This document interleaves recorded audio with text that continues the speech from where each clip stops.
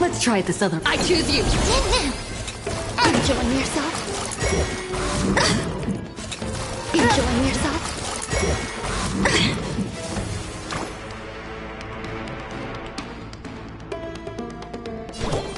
Have some sunshine. So this is the warmth of life. Dispel the gloom. Restore the skies. Embrace a new life.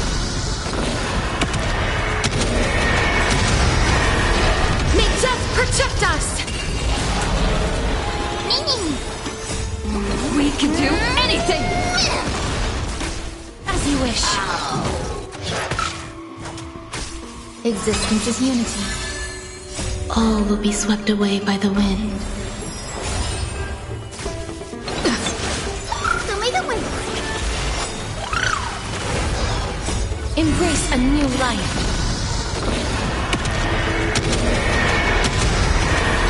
May death protect us!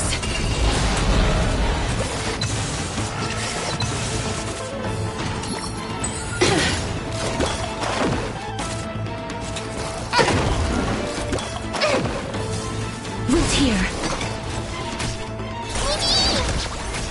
The future, have some sunshine.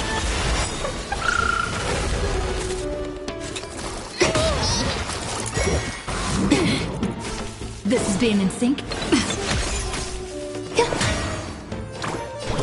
So may the wind. I shall remember this warmth.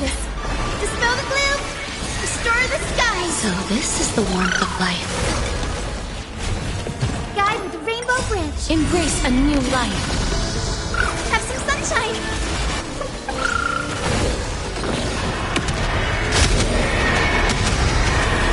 May death protect us!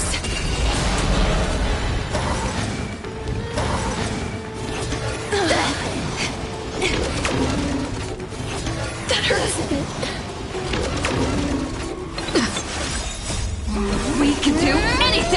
Me. As you wish. Show me the way. Embrace a new life. Dispel the gloom. Restore the skies.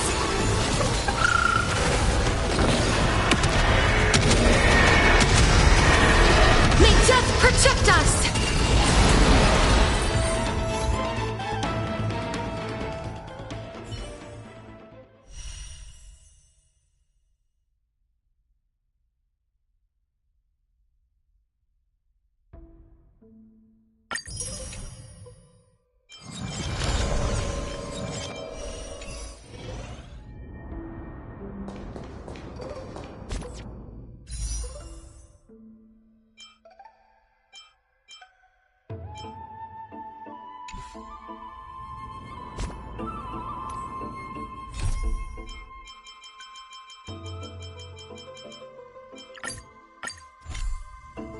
Following the advice of the Chrysos heirs, I embarked on the trial of time, only to learn that I had been dead since the moment I stepped onto Amphorius. To reclaim the future that had been stolen from me, we pushed onward in pursuit of the death. Meanwhile, and to obtain information, Castor's success, a Nexus soul after returning Circe.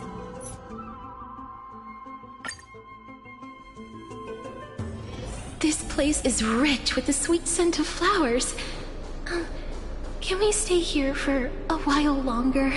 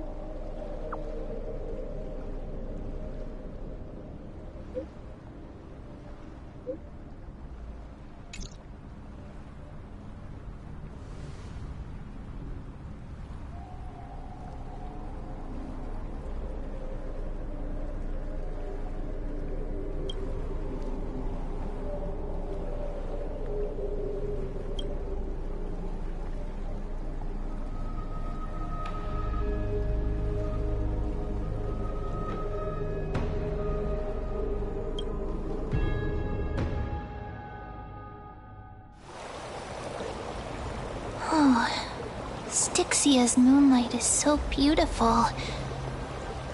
And the River of Souls is so quiet. It's like everything that happened was just a dream. I wonder if Cass is doing okay on the other side. If I...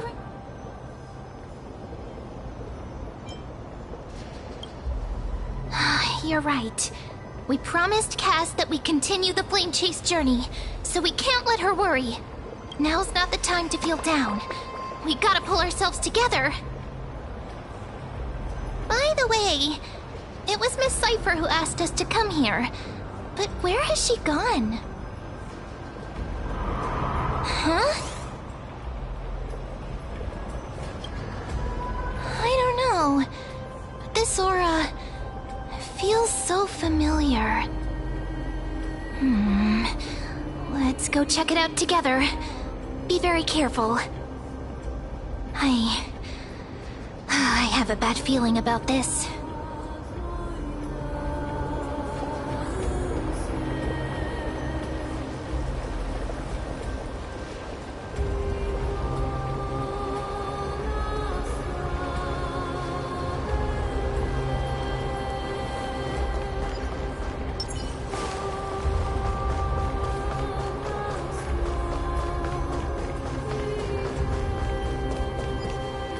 Hey, what's that on the ground? Should we pick it up? Careful, careful. It's a piece of black cloth. Now, where have I seen this before? What?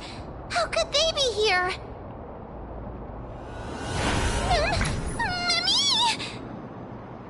Look out!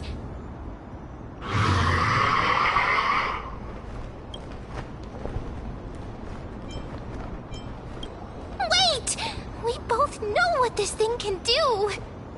Let's try our best to deal with them for now, and we'll slip into the past with Time's power as soon as we can. The river is full of fish, big and delicious.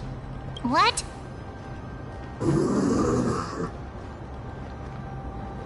The flame chase journey stops.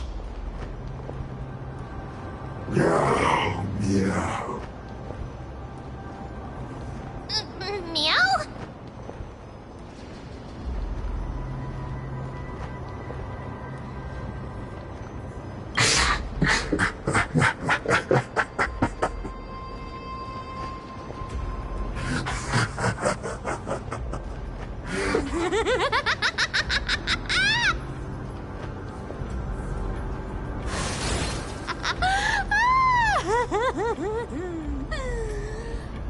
Sorry, I couldn't pass on the chance to give you two a good scare.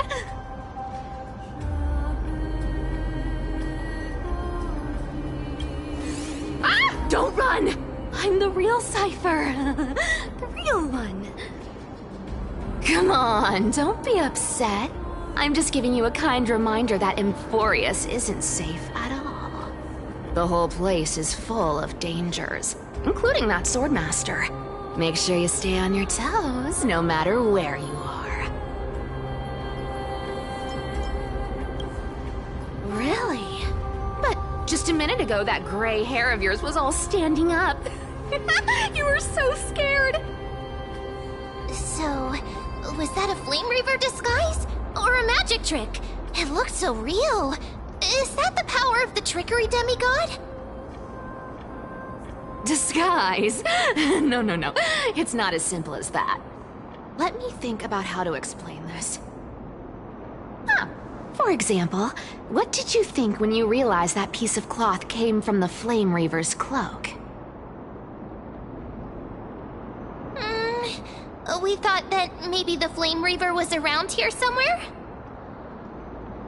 That's right. And then you heard some footsteps. What did you think when that happened? Well, we thought it must be the Flame Reaver coming this way. Yep, exactly. I just used some hints and, mental suggestions to help you believe in a lie. Lies are what Zagreus is best at. If everyone believes in a lie, then it becomes reality. Power to make lies into reality? That's got all my hair standing up.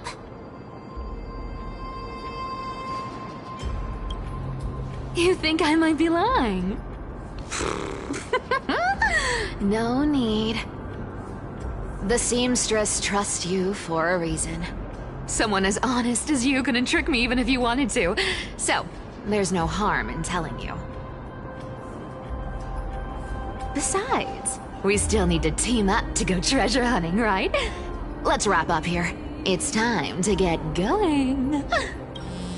Oh, was that your teleslate?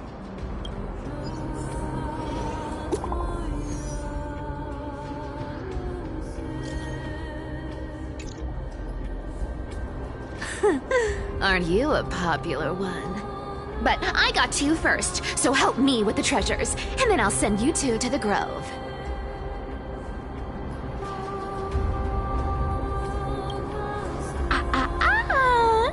Curiosity killed the cat, you know. Do you think I'll spend it all? That's so not why I hunt for treasures. Don't forget, I'm a demigod too. And there's a line reserved for me in that stupid prophecy as well. You shall walk with greed and die over petty change. But I don't believe in that. As long as I keep collecting treasures, then I won't need to care about petty change. And as long as I don't hurt other people when I get what I want, I won't be walking with greed. Right? Isn't that simple? So, as long as I keep going down this path, all those predestined prophecies and fates will never catch up to me. That was a long speech. I'm getting thirsty at this rate. The treasures of Styxia aren't gonna float up on their own. Come on, Grey Mystery. Show me what the authority of time can do.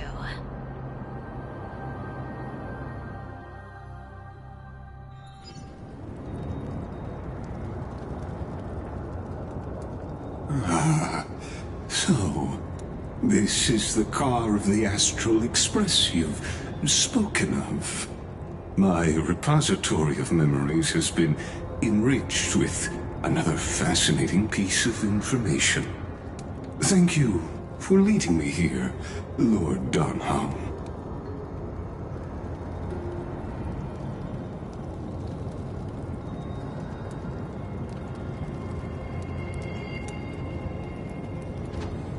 Archimans hold wisdom and knowledge in high esteem. If the citizens knew of your origins, I'm sure more would be intrigued by the Trailblaze. Sadly, discussions about the world beyond the sky remain taboo. It's been quite some time since you first arrived in Akima. Presumably, you've been looking for a way to leave ever since.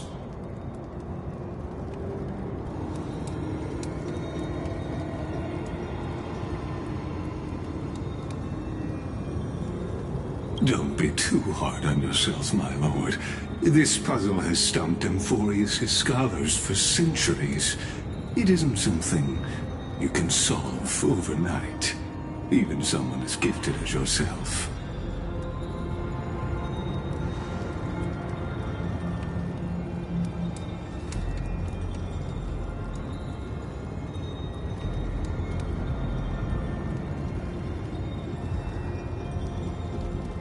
Exactly. Of the 12 Titans of Amphorius, Aquila is known for being the most capricious. The weather itself reflects their mood. Tranquil sunshine, mournful rain. Aquila's breath is a brisk wind, and their cries resound as thunder in a storm.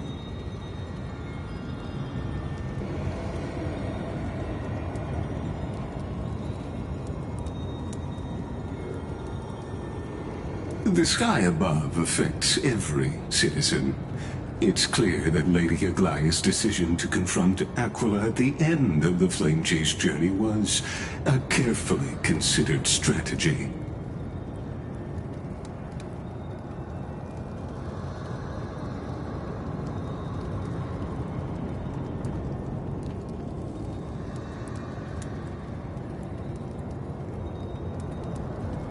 Antikytherans have no home to return to, so I understand your concern for your old friends and homeland. I used Antikytheran technology, or scanning, as you might call it, to assess this car. Assuming my judgment is correct, I might be able to conduct a thorough overhaul of its power system. Of course, you honor me with your trust.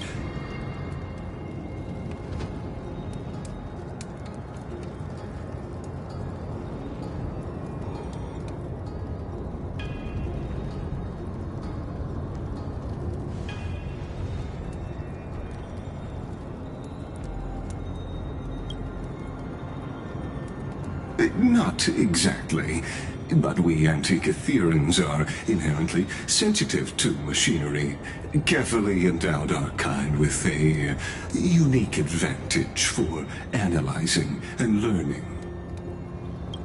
If you give me some time, I might be able to fully restore this damaged car to its former glory.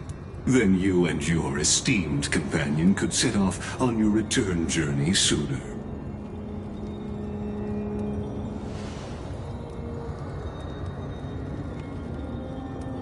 Hypothetically, Lord Donholm, if I could open up a path out of Amphorius that circumvents Aquila's divine punishment, would you consider ceasing your support for the Flame Chase journey?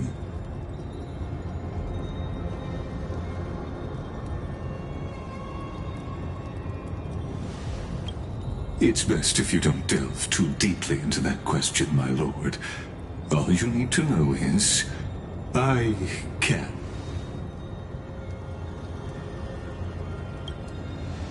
The crucial point is, if you and your companion are unwilling to halt your support for the Chrysos heirs.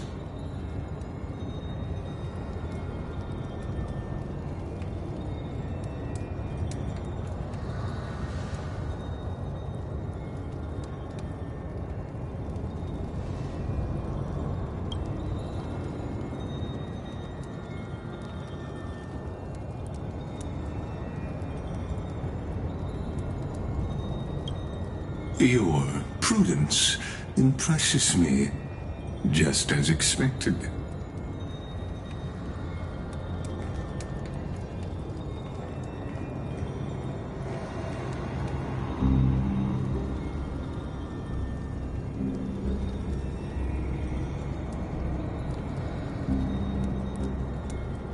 Please don't misunderstand, Lord Donholm. As the Theoros, I have no allegiance to their plans, nor am I obliged to obstruct them. I am neutral. Out of respect for you, I hope to offer a peaceful solution to ensure the safety of you and your companion.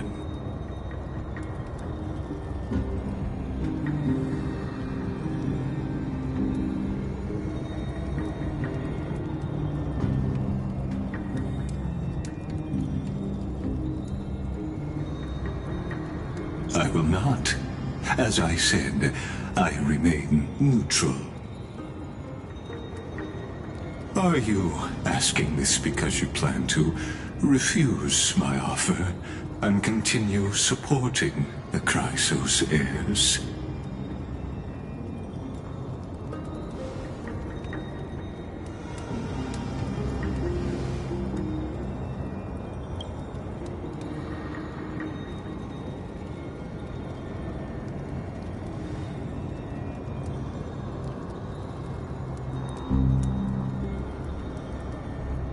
So I see. This is what you call trailblazing.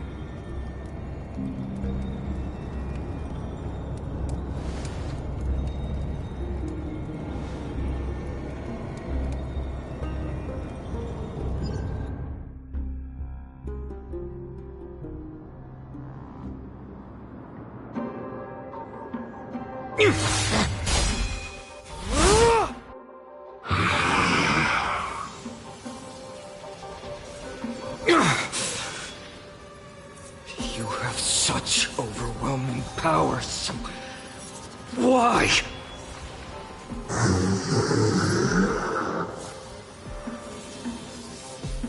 Answer me! Why do you stand in her way? Why do you want to take the core flames?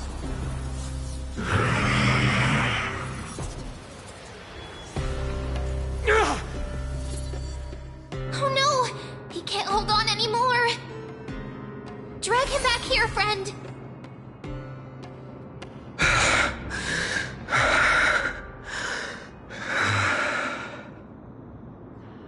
Are you okay? I'm okay. I can handle that kind of hit now. But a few months ago, that would have knocked me out.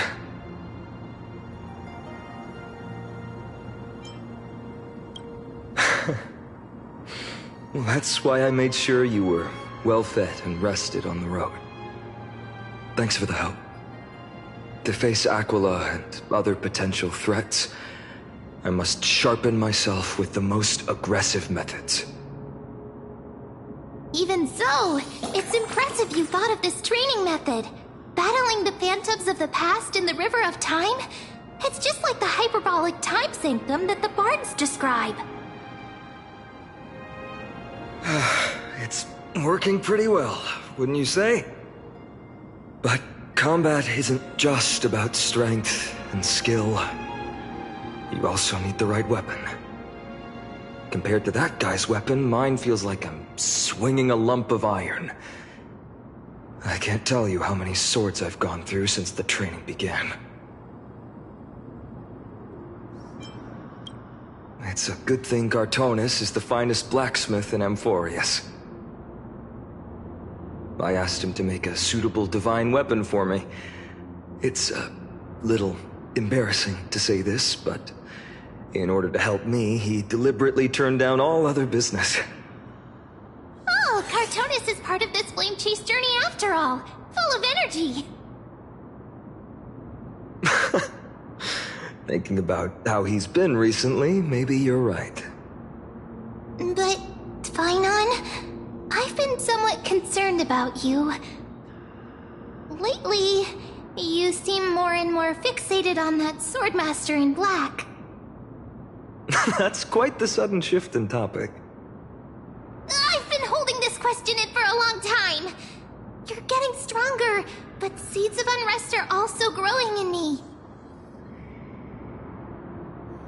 Don't worry. I'm not wielding my sword for revenge. She's been through Nikador's trial and understands. Those who can't walk out of the shadows of their past are ultimately weak. Times have changed. The responsibility I bear is both precious and fragile. I wield my sword for the future of Amphorius.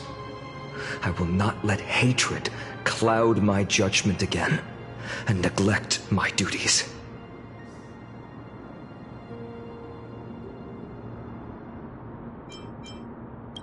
You're right, partner. As of now, I'm not able to handle that swordmaster on my own. I still need the help of my friends. Every time I say something, things get so serious. I don't want to be the person who keeps bringing the mood down.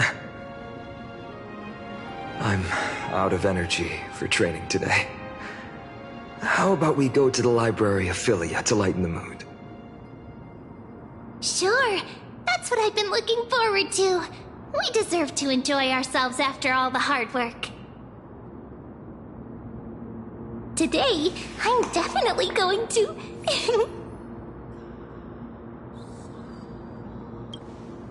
A girl's little secret. secret. Don't pry. That's the charm of this place. You can find whatever you're into here. The three of us might not be into scholarly books, but we could still spend an entire day at the Library of Philia.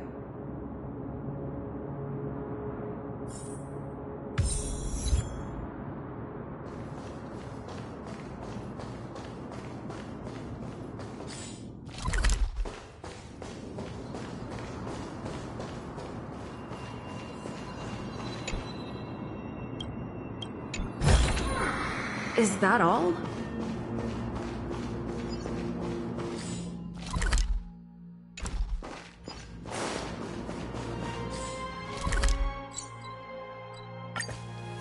Here we are! Where was that slate last time? Was it here? Or maybe over here?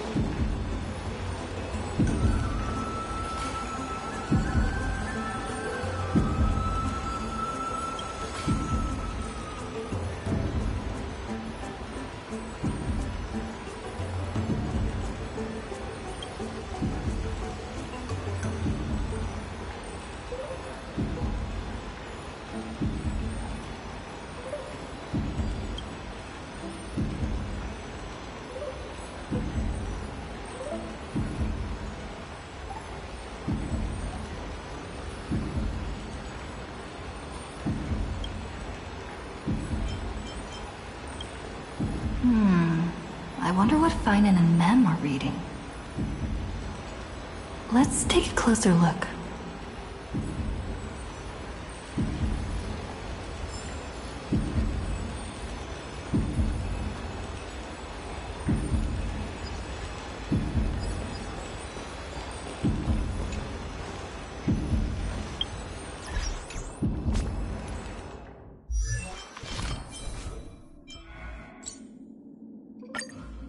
What kind of a life would I have lived if I... They may sound annoying.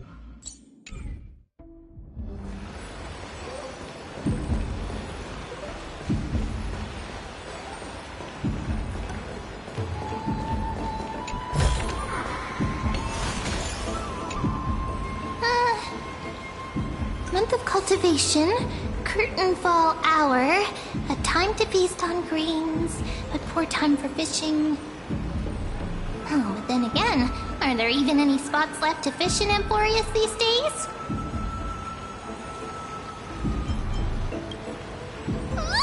You scared me! Bursting into someone's world like that can really catch them off guard. Well, no more jokes. There's nothing here.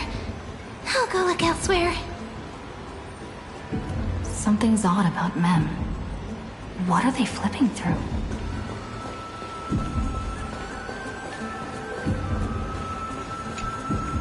Oh, these cards are so detailed and fine. Ruler, weaver, traveler, healer. But the interpretation for each card is so long. Do I have to memorize them all?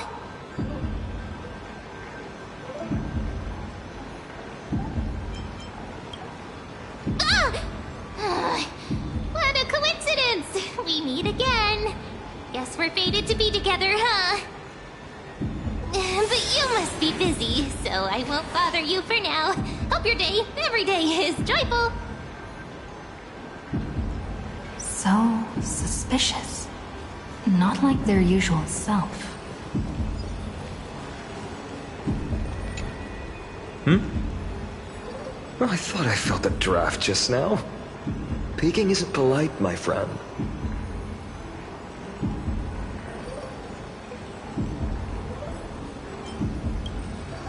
In front of you all?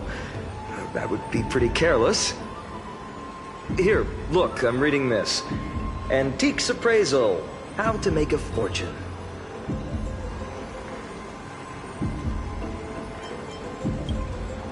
No way, I've invested almost all my savings into this hobby.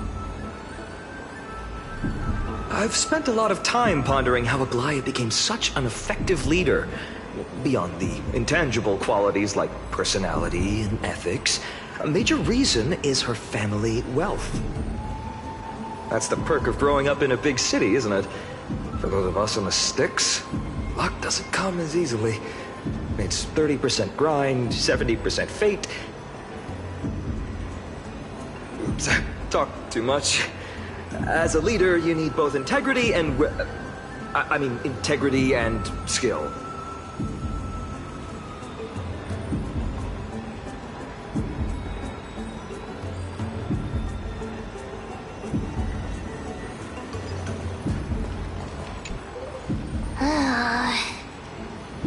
You sure are persistent.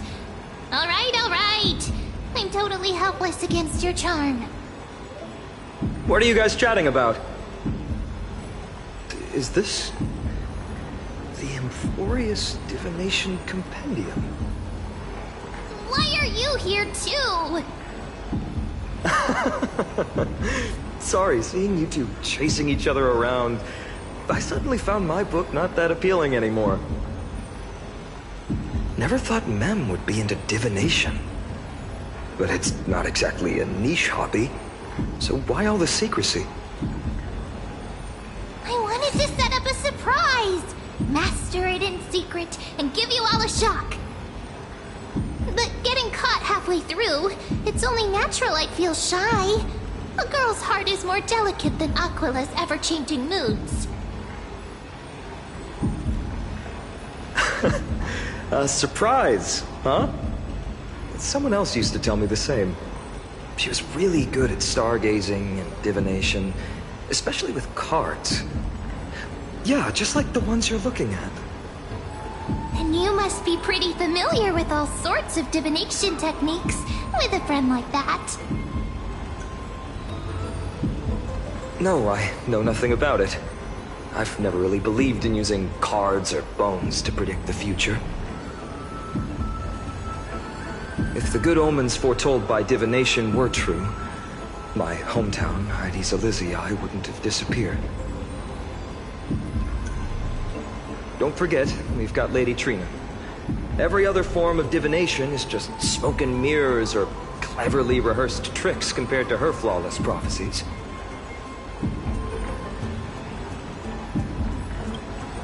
To me, divination could be a power that guides our spirits. Fate always casts a shadow in front of us, clouding our view of the future. That's why people turn to divination. It's just to find a small reason to give them courage to face the unknown.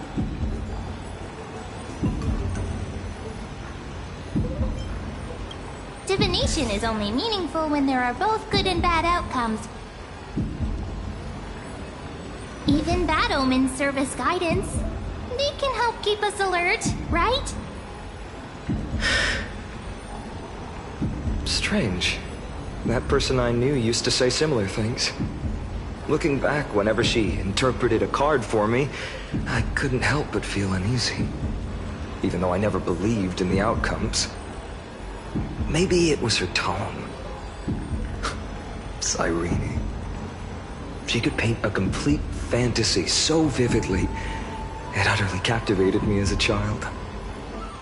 Right, I still carry a card she once used. Do you want to see it? Oh, wow! It's so exquisite! I'd love to have a card like that. Oh, now that you mention it, yes. It would be even better if it were made of, say, crystal.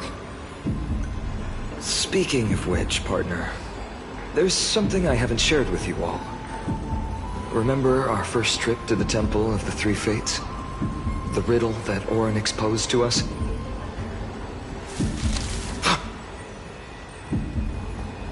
Who's there?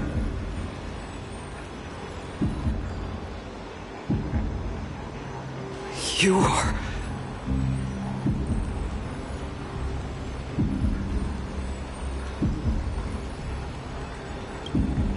These folks are up to no good.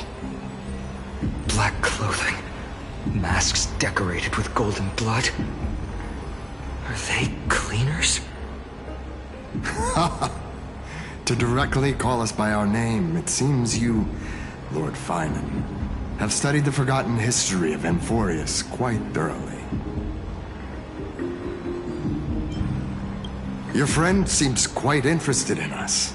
Perhaps you could explain, Lord Finan. It would be the polite thing.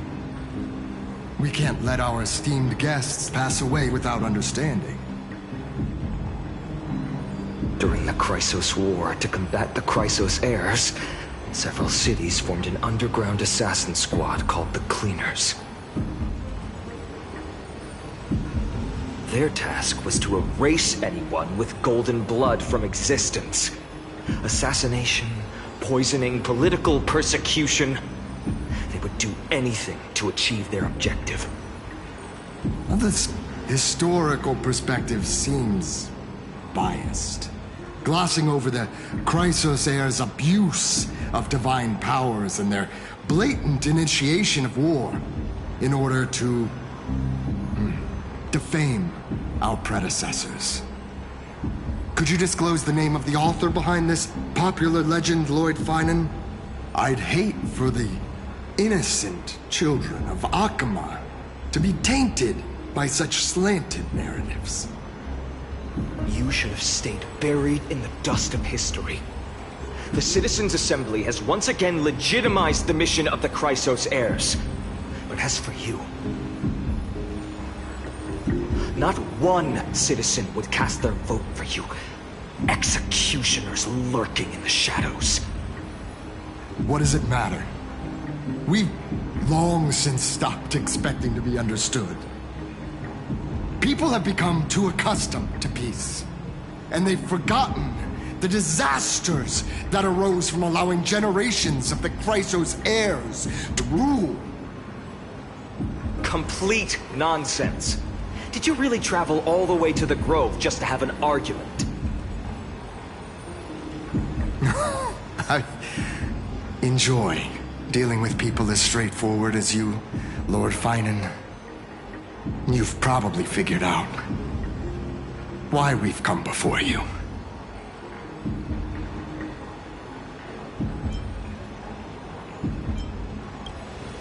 Keep your cool, partner. They've come out of the shadows, which suggests they have something up their sleeves. All right. Let's hear it. What are you hiding? But watch your language, and don't say anything you might regret. My shoulders might be sore, and my sword a tad dull, but it's still enough to slice off your tongues.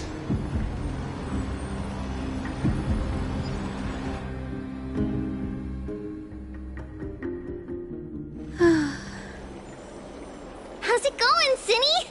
This place fits, doesn't it? It's a bit small, but the lighting is perfect. Thank you, Lady Treeby. With this, the Twilight Courtyard can be reborn in Akama. Do you like it here too, little Ika?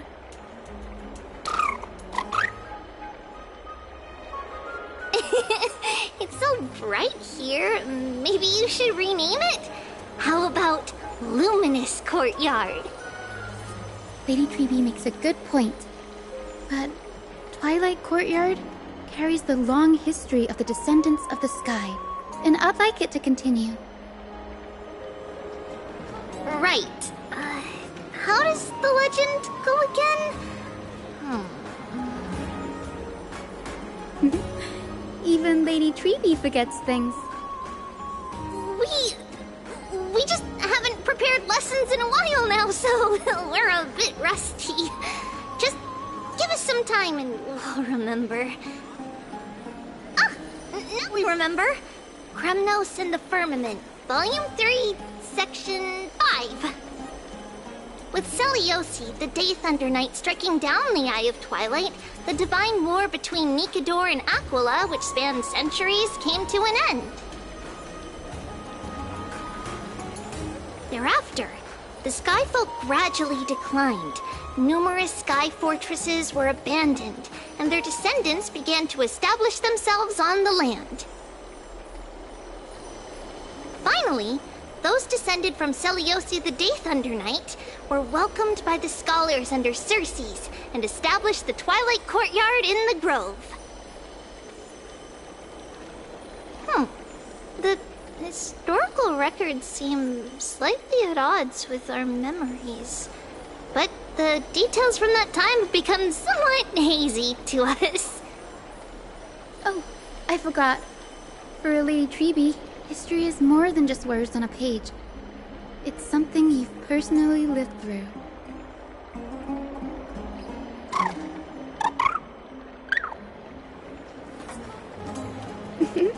Little Ika loves listening to the stories from the legends. I'm sure you're also imagining one day you'll be as awe-inspiring as the winged beasts by Seliosi's side. That day will come. I believe it. Just keep growing. Lord Crediros? Miss Hyacinth. And Lady Treby. Good to see you're doing all right. I heard from the citizens you were nearby and came to check. Doing all right. What's going on, Crediros? There's been another violent incident at the market. A shop was smashed and looted. It's the third time this week. How can this be? I always thought that with Lady Aglaya here, Akama would remain peaceful. That was true in the past. But these days, forgive my bluntness, her senses may not be as sharp as they once were. Aggie. In my opinion, malevolent forces have noticed the slack in the Golden Threads and are now plotting to exploit the opportunity. The Citizens' Assembly just wrapped up. Why is there still unrest? The Chrysos heirs won by only one vote, Lady Treby. From my years of experience, a narrow victory often walks hand in hand with unrest. Trouble! Miss Hyacinth! Trouble! Clementine. Take a breath. What's going on? Please! Something terrible has happened at Marmorial Palace! What is it, Doctor? Calm yourself and talk us through. Lady Aglaya! It's Lady Aglaya who's in trouble.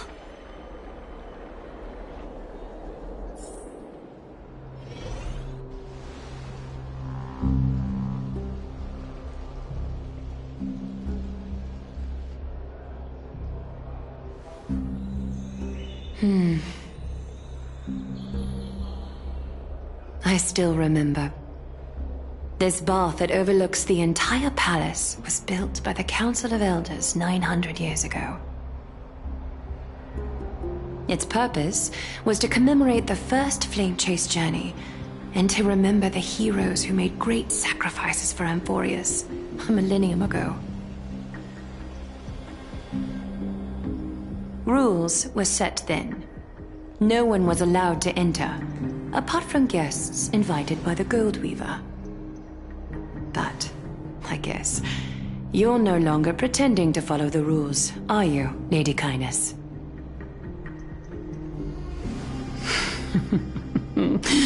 Aglaya, Aglaya.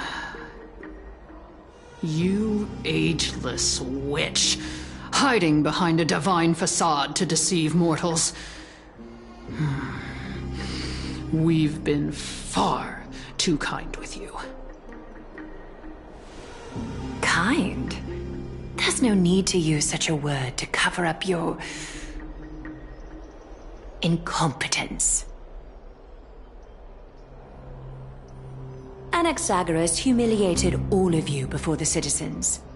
If you still had any shred of shame, you'd throw yourselves from Dawn Cloud at the curtainfall hour to salvage the last fragments of your dignity. Demigod, why not gaze into the water's reflection and see the wretched face you wear now? These days you're not only blind, but also deaf. The cleaners were born for this moment. When all orders, rules, and laws fail to restrain you, it's time for the dagger to pass judgment. If you're in such a hurry, give it a try. Going toe-to-toe with a demigod? We're not that foolish. The dagger isn't at your throat, but...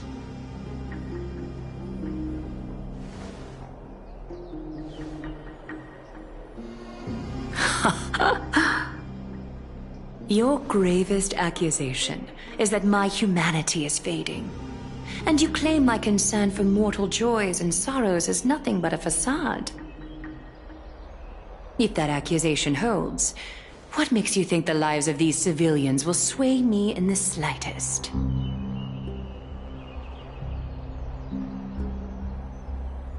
Fine. I'll gladly use a few more words to shatter that demigod facade of yours. Like I said, you're not only blind, but deaf too. Lately, your control over Akuma has weakened. You failed to notice the thefts we arranged in the market, nor did you catch wind of the meetings happening in the Dromus workshop. Plots are unfolding right under your nose, yet you remain indifferent. Humanity? Fading? Aglaya, why not use your precious golden thread to peer into my thoughts? See if the gift we've so meticulously prepared for you can move that cold demigod heart of yours.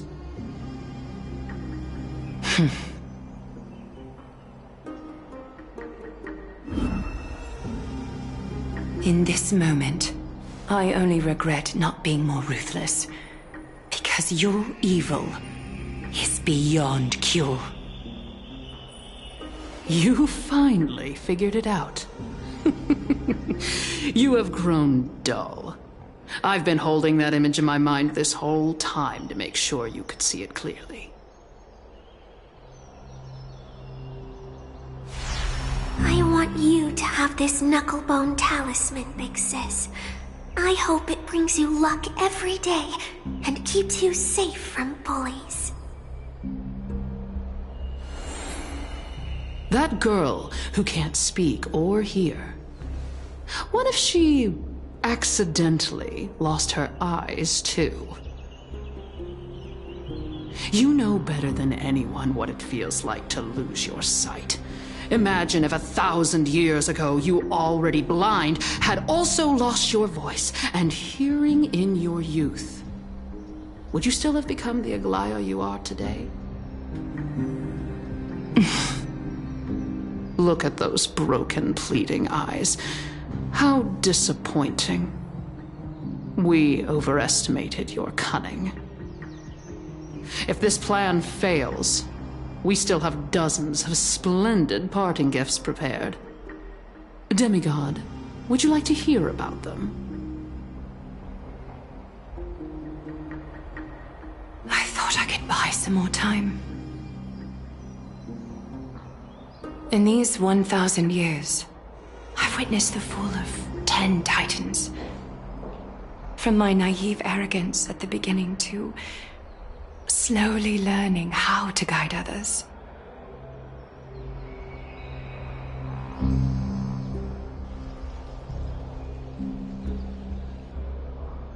Now, it's time to let go.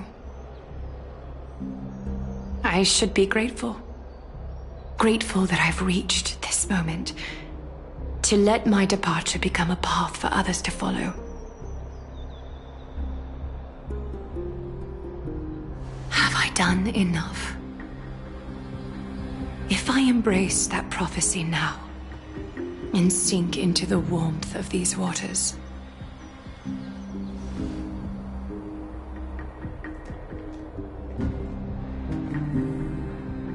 will the wandering wind stop to mourn me, Cyphra?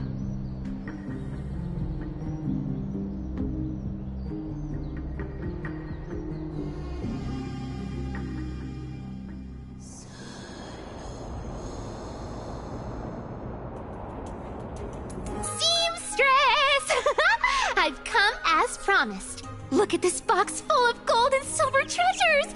I bet there's stuff here you've never seen. Come on! As we agreed, I want to buy the most valuable clothes you have.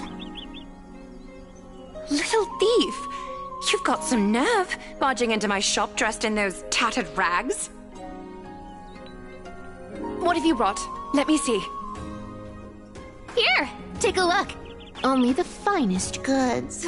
See the sapphire? It's even more blue than Fagusa's eyes. Such exquisite luster. I've only seen an ocean's tier of this quality in my mother's treasury. Wait. You've seen one before. And here I thought I'd leave you speechless. What a letdown. It's just an old memory. My family estate all burned to ashes long ago. This workshop is what I built from scratch. Wow. A daughter rebuilding her family business. How admirable. Enough with the jokes. At least you did get to enjoy those luxuries. Mind your manners, kitty. Tell me, Cyphera, where did you come from? And how did you acquire these treasures? I won them fair and square in a bet. What? Do you doubt me? Speak up, seamstress. Give me a straight answer. Do you want these or not? Strange. You're clearly lying to my face. But my golden thread doesn't tremble at all. That's because I'm not lying. I've been telling the truth from the start. Is that so? The scars and the mud stains on your face tell another story.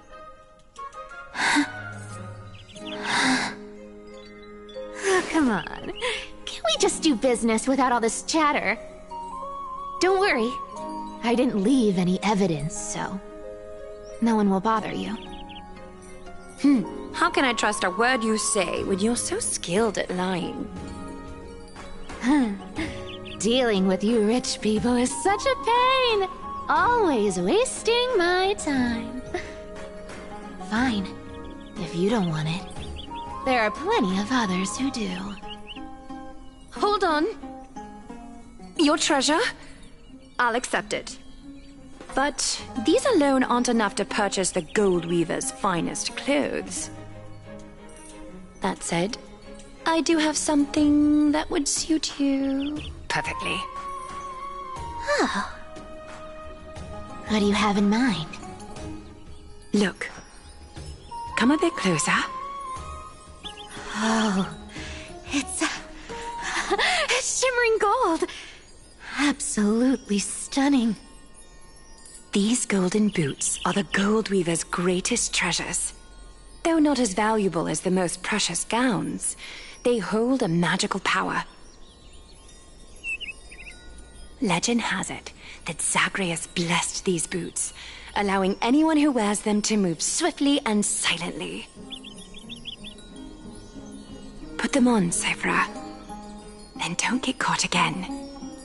A face as lovely as yours deserves better protection.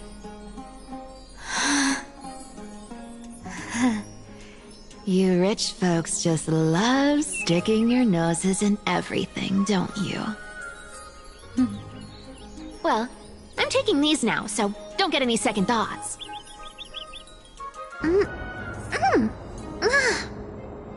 What's wrong? Do you have a smaller size? These are way too big for me. Well, I suppose you'll have to grow into them. Fake! Fake!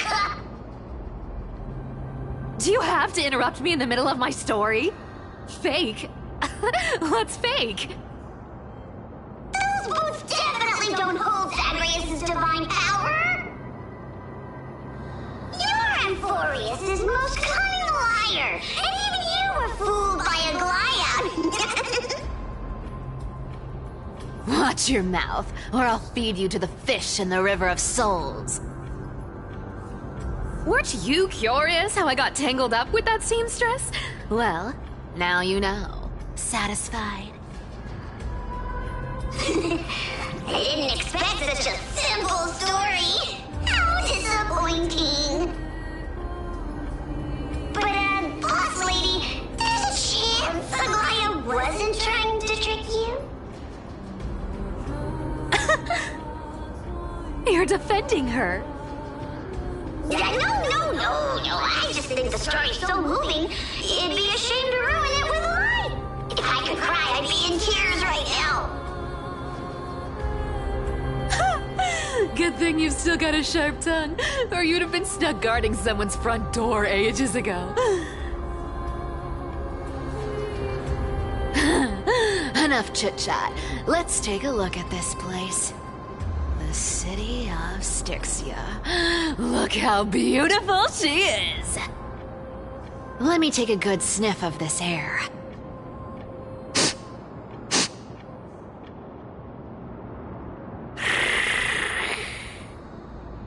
This air, it's filled with the scent of treasure everywhere. Wonderful! Just wonderful. Thanks to Castorus and Grey Mystery, the ancient city's barrier was finally dispelled. Now that I think about it, helping them was well worth it. Time for treasure hunting, Barto! Lead the way, and whatever we find, we'll split 80-20. Well, I have a suggestion. How about 70-30 instead? Listen closely. Do you hear that? The gnawfish in the River of Souls are growling with hunger. 80-20 it is! How generous you are, Boss Lady Cypher! Anyway, what's with all this water? It's damp, cold, and miserable here. I hate it. Ooh, the mighty demigod of trickery! Uneasy around water? You wouldn't understand! The people of Dolos are talented in many ways. Just, not in swimming. Why don't we have a race? Long distance, sprint, or laps? Take your pick! What's got you so worked up? Relax. Who would have thought the fearless Lady Cypher was afraid of water? Cats hate getting wet. What's so hard to understand about that? Now, hurry up and figure out a way across, or I might have to reconsider our split. Don't rush me! Let me take a look around! Got it! Let's use that thing! Come on! Follow me, boss lady! Not a good imitation. I'll play along. Let's see where this goes, Bartolos. Tell me, how did you hunt for treasure when I wasn't around, boss lady?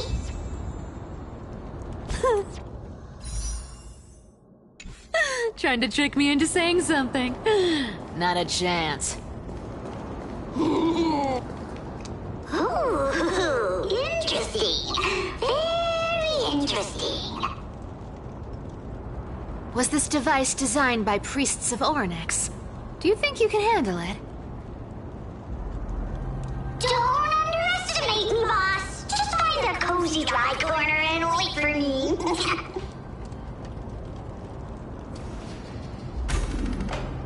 Mission accomplished. Now you don't have to worry about your tail getting wet. Not bad, but just a warning. If this thing fails while we're halfway through the water... Don't worry, trust me. For that sweet 20% cut of the loot, I'll make sure you're taken care of.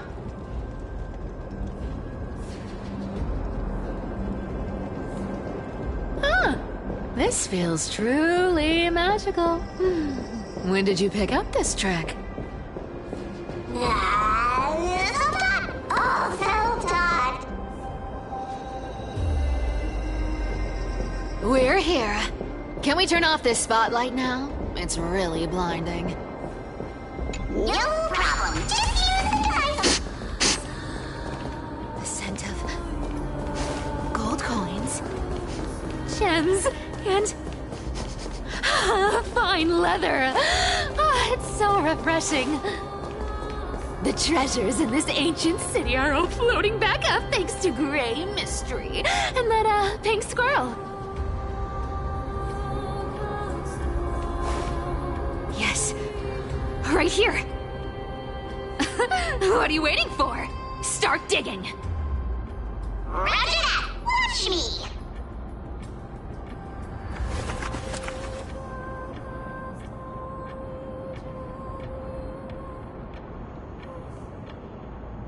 Wow! That's a huge chest. Move over. I want to open it myself. Wow, a massive haul. Unbelievable. It's hard to imagine the kind of luxurious life the people of Styxia once led. As expected for a realm of Fagusa's disciples. This entire chest is filled with ornaments made from ocean's tears. Here, take this. See if it suits you. Thanks for the gift, boss. Much appreciated. Look at the clarity of this purple crystal. It matches my skin tone perfectly. Oh, safer, safer. You truly have the most refined taste of all thieves and employees. Let me try this on. Huh? Where is my treasure?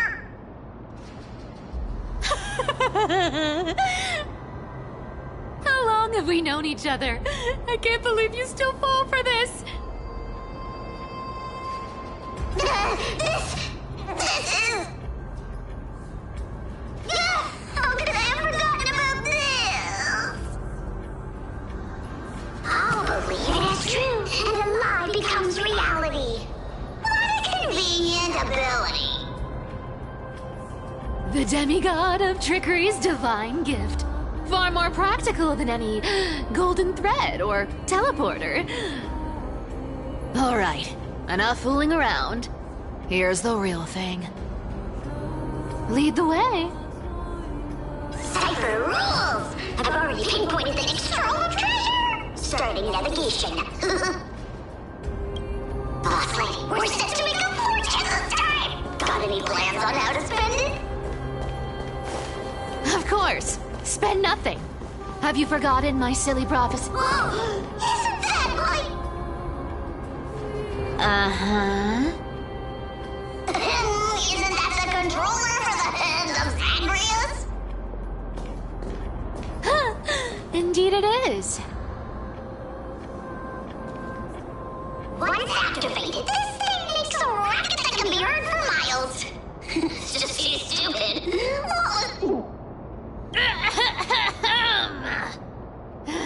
Seriously, what was the Titan thinking when they came up with this thing?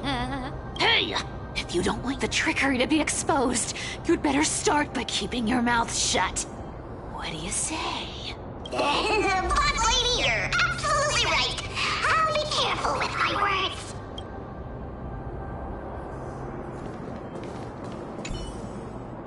Ah! This thing's way too loud when it's on. Let's not stir up more trouble, okay?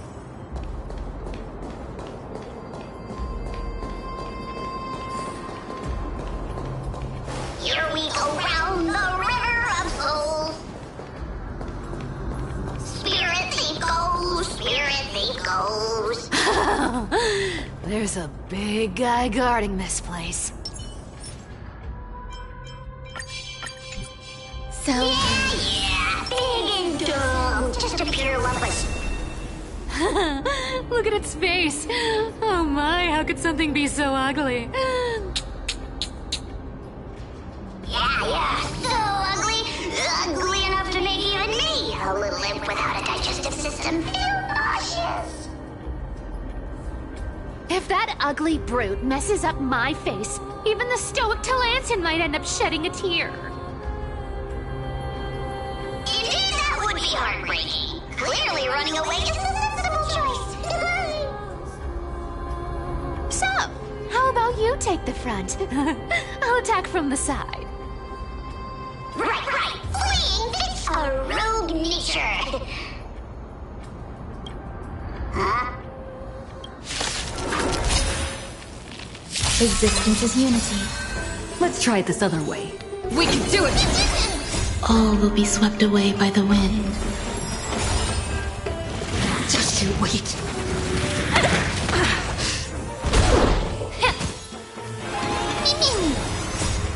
We can do anything!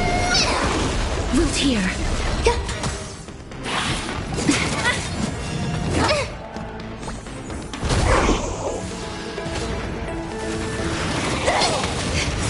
Embrace a new life.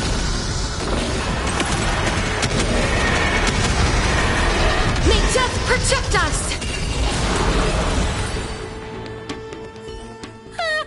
Such an ugly and useless creature, taken down with just a couple of hits.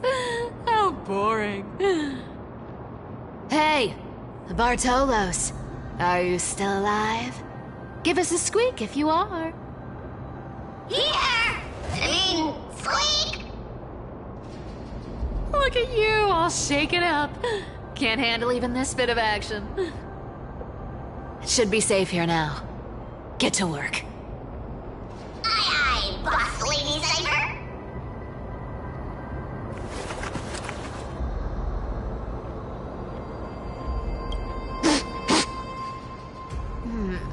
It doesn't smell like anything valuable this time. Since we've already dug it up, let's open it and see.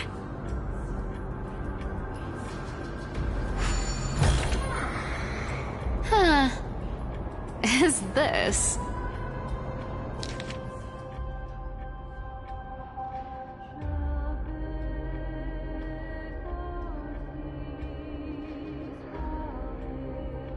Ooh, this looks tragic.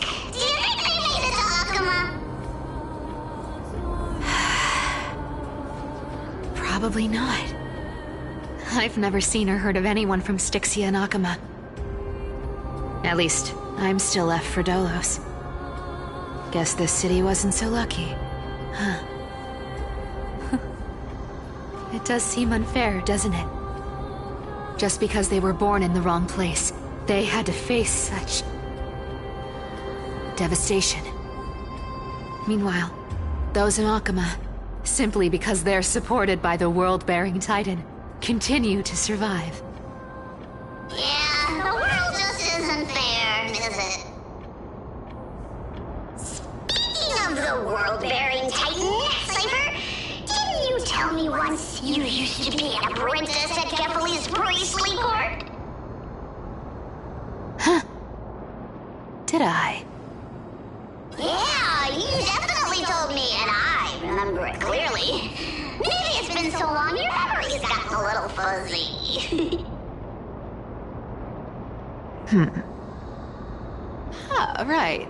I did tell you. It wasn't a big deal. I just snuck in with a bunch of mumbling priests and watched them do their spooky rituals around some glowing rock. Honestly, I was only interested in the wallets of the old grandpas on the council back then. Don't remember much else. It's been what, nearly 1,000 years? Oh, I see. But you in a priest's robe? Now that's hard to picture. Who asked you to picture that? Besides, priest robes from 1,000 years ago were nothing like the ones today. Right. I didn't think about that. I was just curious if you ever overheard anything interesting from those priests. How ridiculous. Come on, let's head to the next spot.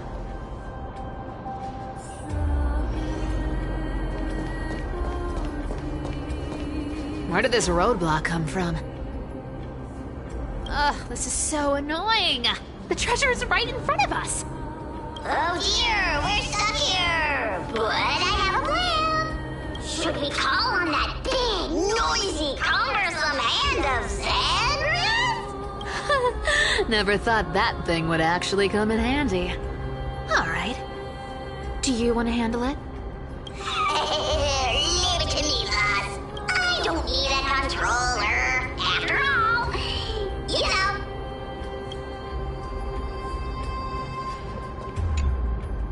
Hand of Zagreus.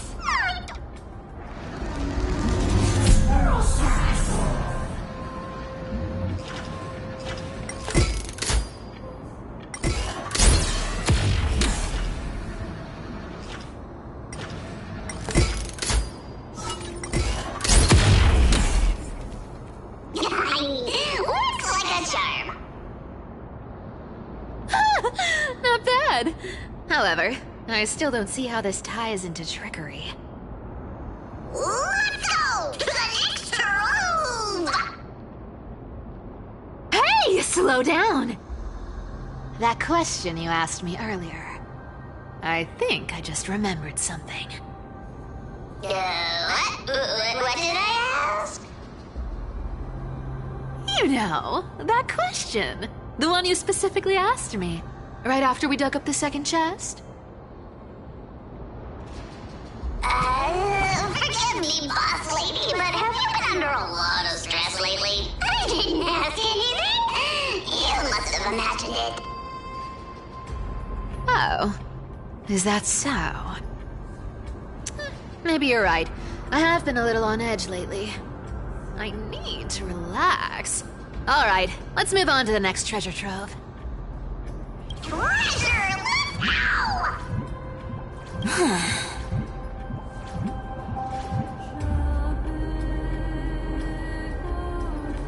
Twinkle, twinkle in my chest, how this core flame is the best. Wow, when it comes to singing, I still sound better than you, boss. Go beyond all time and space on the journey of flame chase.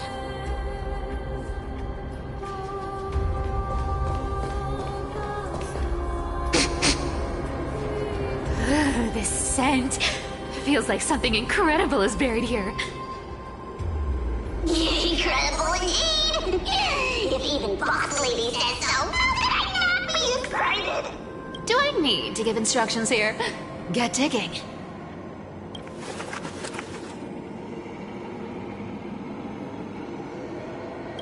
What? Oh, isn't this a golden scapegoat? Interesting.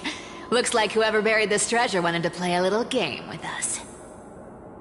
Oh, isn't there a myth about this thing? Those who feared fire became sheep. Those who did not became human.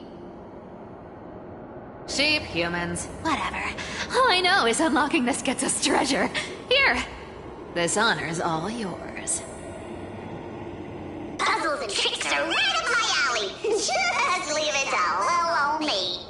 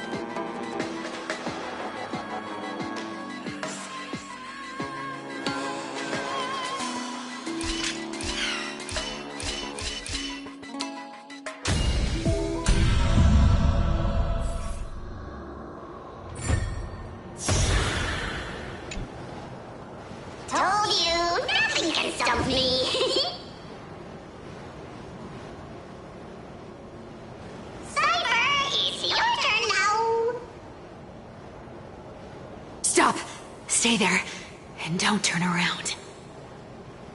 Huh? What do you mean?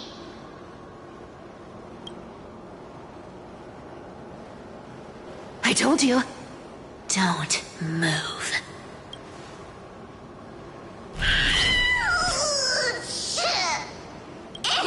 My poor old back. What are you doing? Shh, quiet. Don't say anything unnecessary. That seamstress. She's listening. What, boss, do you mean? Stay put and keep quiet. I'll handle her. Whoa, whoa!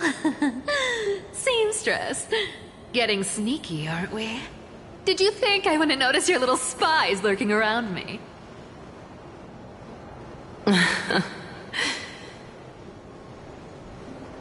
As time passes, I find myself leaning more and more on blind luck. With only the power of this little nymph, naturally I couldn't slip past your sharp eyes, Cyphera. Even if you could fully control Bartolos's mind, I would still be able to see through your disguise. Aglaya. You've gone to such lengths to spy on my every move. What exactly are you after? I've told you before, you don't need me to succeed. Why don't you just let this go? I already made an exception and got involved with Castorus and Grey Mystery. Asking for more now. Isn't that pushing your luck a bit too far?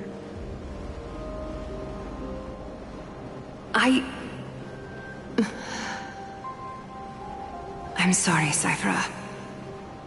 I've plotted and schemed my whole life. But I never could have predicted our relationship would end up like this.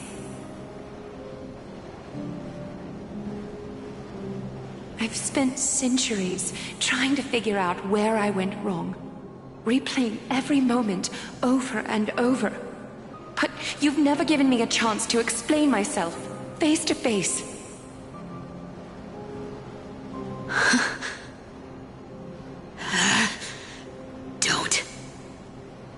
Don't talk to me like that.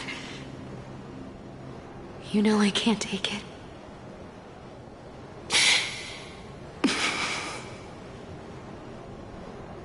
1,000 years ago, out of foolishness, I let my silence steal away the most beautiful sound I'd ever known.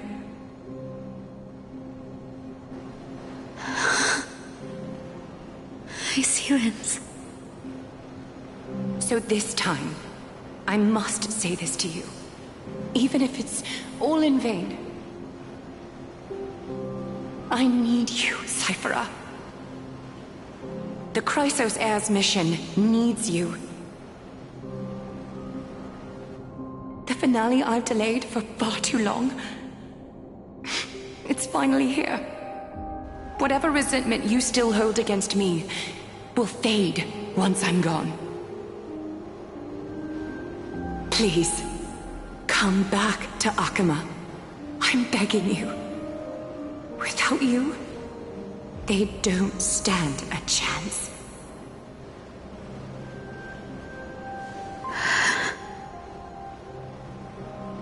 I'll think about it, seamstress. But stop watching me.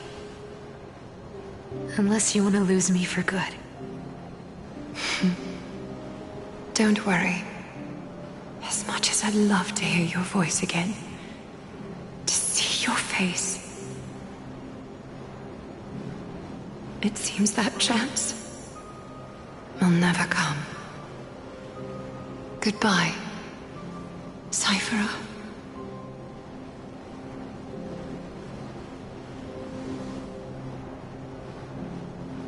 Goodbye, Aglaya.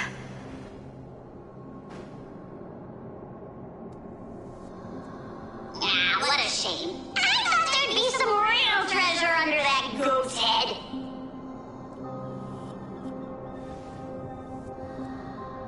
Turns out, Everything in that chest was soaked in water from the River of Souls. Nothing valuable left. Those relics were once priceless. But time has eroded away all that they once were. Aww, hearing that from you makes it sound so sad. Wait, why am I getting all sentimental? I haven't even processed what just happened. That horrible woman. When did she... Oh! If you see her, let her know this. As demigods, we can't avoid our duties forever. Could it have been back then when... Do you remember now? Looks like you don't need me to jog your memory. She must have slipped that nymph into your pocket while you were distracted. Don't underestimate that bug. It's every bit as dangerous as the seamstress's golden thread. Let your guard down for even a second, and it might take over. Make you spill secrets you'd never share otherwise. Whoa, that's like some brainwashing monster straight out of the Black Tide! Creepy. Boss, how did you realize something was wrong? I'm curious. What exactly did that nymph make me say? Actually, it gave itself away very early on. Speaking of the world-bearing titan, Cypher, didn't you tell me once you used to be an apprentice at Kefali's priestly court? We've been partners in crime for 1,000 years. We've talked about everything there is to talk about. Except for that one experience at Dawncloud. I never told you about that. I absolutely wouldn't have shared that with anyone. But, boss lady, there's a chance Aglaya wasn't trying to trick you? And as far as I know, the embodiment of trickery despises that golden thread which forces people to speak the truth. You'd never defend Aglaya. Isn't that right, Zagreus?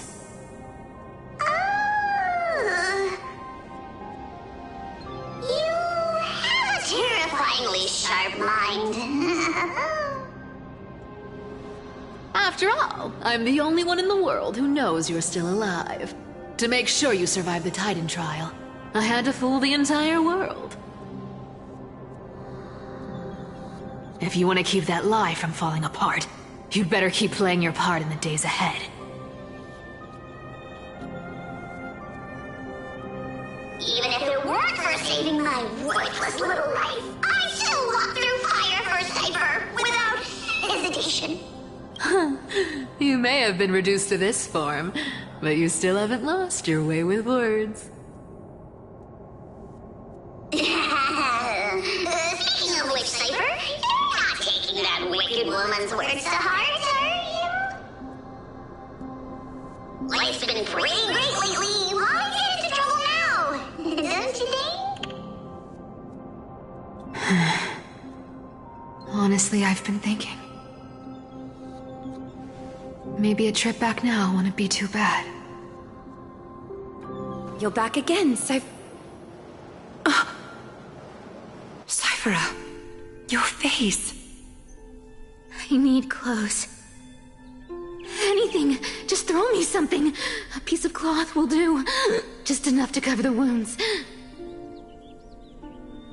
I will pay back the amount I owe. I promise. You're bleeding golden blood. Yes, what about it? So what if I'm one of those Chrysosairs they talk about? Those infinitely strong heroes, world-renowned swordsmen, exceptionally intelligent scholars. Cyphera.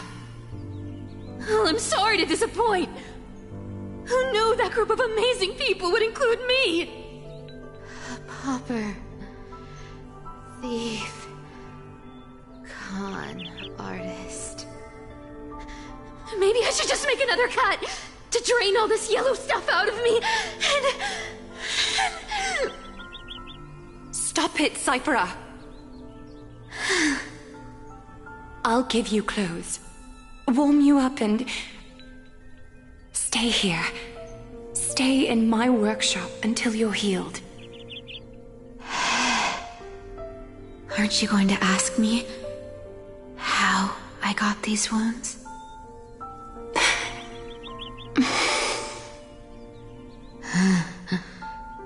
Right. What's the use? I'm so good at lying. Even your golden thread can be fooled. If you can't verify the truth, why bother asking at all? I don't need to ask. Nor do I need to use the golden thread. I know everything you do is for survival, at all costs. Stay here. You won't have to deal with the cold or go hungry again. Stay by my side, and you can start putting yourself back together. Aren't you worried I'll ruin this place's reputation? Or that I might sneak off with your precious clothes and sell them? I wouldn't have invited you if I were worried about those things. You're weird, seamstress. You know, they say a child who often lies remains a liar for life. I've tried not to become a liar, but honestly, it's just too hard. I'm close to giving up. What makes you think I won't disappoint you? Because I can feel it. Not with the power of a demigod, but with the heart that beats in my chest. You love this place. That's why you keep coming by, but also why you hesitate to stay longer. You worry you'll tarnish the Gold Weaver name. After taking over Nestia's divine authority, I became used to letting the golden thread distinguish sincerity from falsehood. However, the mission I need to complete requires me to learn to trust and rely on my heart. Cyphera, you're an honest thing I've given to this world. And also a challenge the world has given to me. Stay here with me. You have a beautiful face that deserves better than to be covered in scars and grime.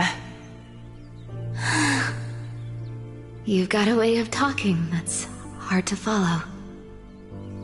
All right, let's make it a deal. You have 1 day to change your mind. Once the action hour passes, there's no turning back.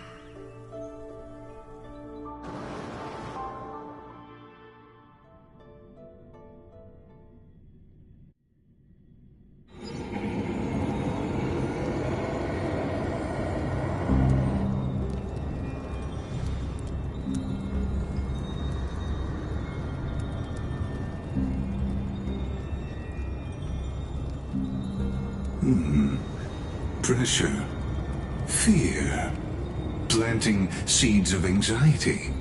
It seems this is the strategy they've chosen.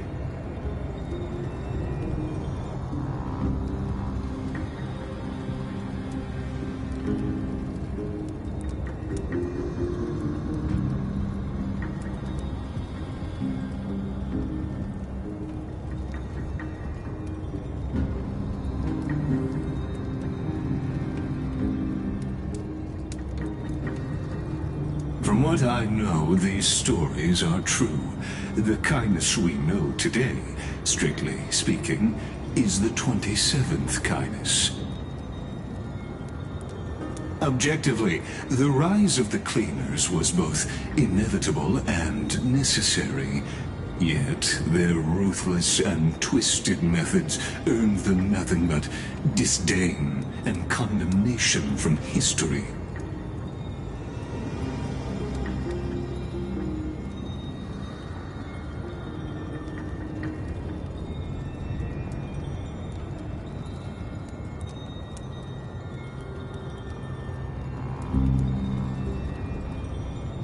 Even in these crumb to ask the vested and...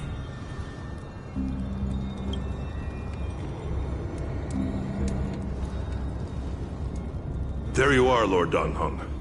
We couldn't reach you on the teleslate, so the Holy City Guard almost assumed you two had met some terrible fate. You pests crawling in the shadows, back off. Your plot ends here. You played your hand. Run while you still can. It might be your only chance to survive. Stay away from Akama forever. If you set foot there again, the fury of its people will tear you apart. Because Aglaya is dead, and in the eyes of the Holy City citizens, her blood is on your hands.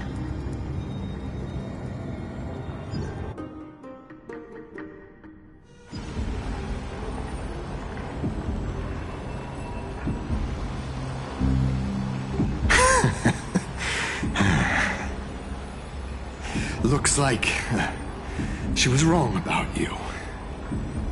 She? Are you talking about the mastermind behind all of this?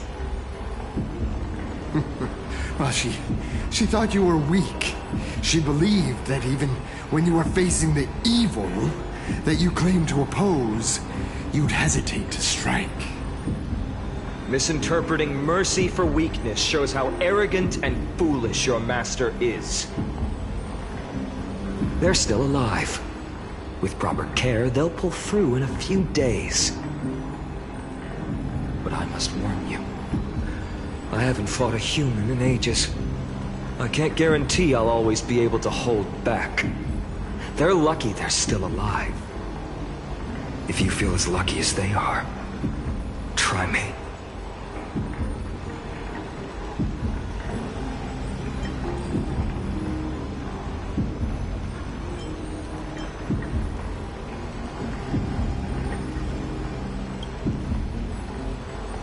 Fainan is seriously upset. Get out of here.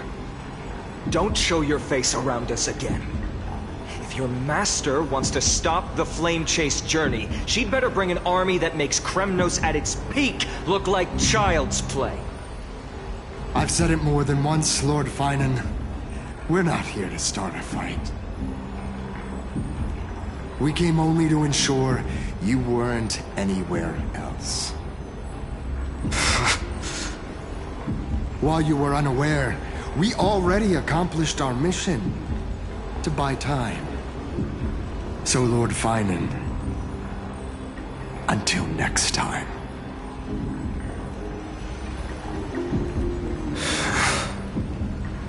Are you okay? I'm fine. Anyone who uses innocent lives as bargaining chips has gone too far.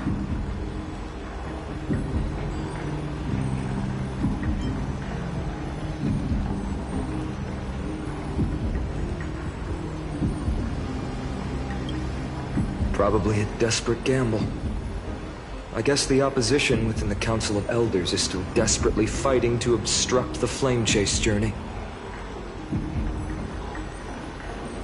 If the conspiracy is exposed, they'll be hunted down in the Holy City like rats with nowhere to run, no matter where they hide.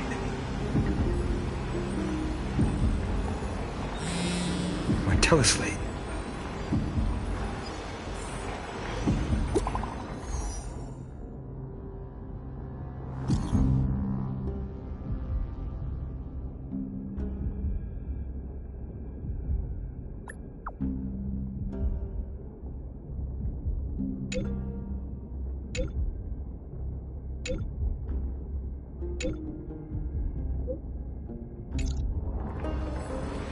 Aglaya?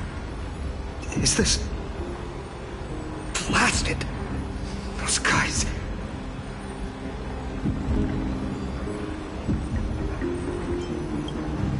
But how could they possibly... Stay calm. This could just be one of her schemes. I won't believe it until I see it for myself. Fainan, what should we do now? Stay on course. I'll contact Treeby and ask her to keep the citizens calm. We'll hurry back to Akama as fast as possible and assess the situation in the city. If we run into any enemies along the way, I won't be merciful this time.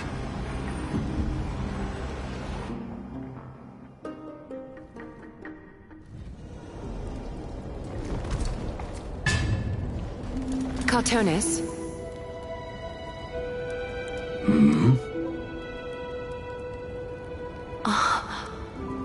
You're forging a sword for Finan, aren't you? I haven't seen you wield the hammer in so long. I couldn't help but be entranced by the sight. You, Aglaya. In this form, you come to me. It means... That's right. At this moment, my physical form is already shattered. My journey as a human in this world has come to an end. It's time to fulfill our pact. Of course. The pact I haven't forgotten. The thing I entrusted to you, do you still have it? Far too plain this vessel is. Not worthy of you. Do you still insist? I insist. Over the past 1,000 years, every piece of fabric I've worked with has been tainted by my cold divinity. It's made me hate their colors, texture, and scent. This ornament stands apart. It was a gift from a child. She was pure and kind. I often wished my childhood could have been like hers. How to say goodbye to everyone? Have you already planned? I'm afraid there's no such detailed plan at this time. I deeply regret not being able to say farewell to them, one by one. The moment has come. My departure will give them one less thing to worry about. This parting gift should help ease the regret of such a sudden goodbye.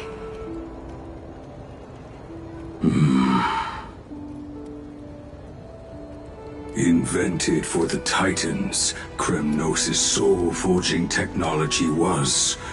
Though divinity it retains, filtered out, the remnants of humanity will be. Is that what you want, Aglaya? You've confirmed this with me repeatedly. Yes, Cartonis. I need you to do this for me. Condense my divinity into this ornament. It might still be useful in the future to help them complete their mission. Selfless until the end. Envy that child, there's no need to. Already lived a grand life your humanity has. Your praise puts my heart at ease, Grand Craftsman. Now, please, take me through the last tempering that fate has to offer.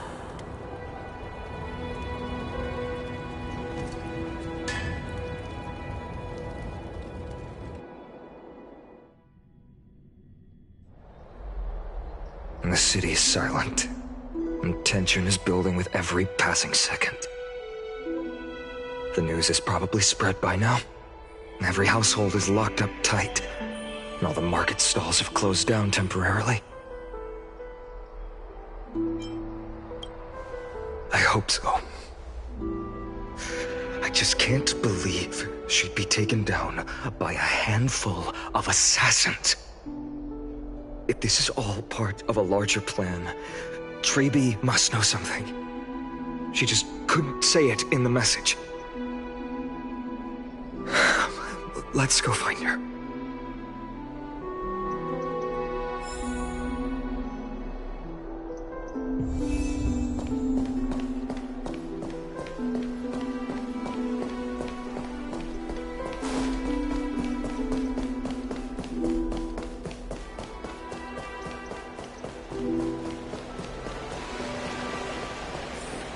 Don came back before us.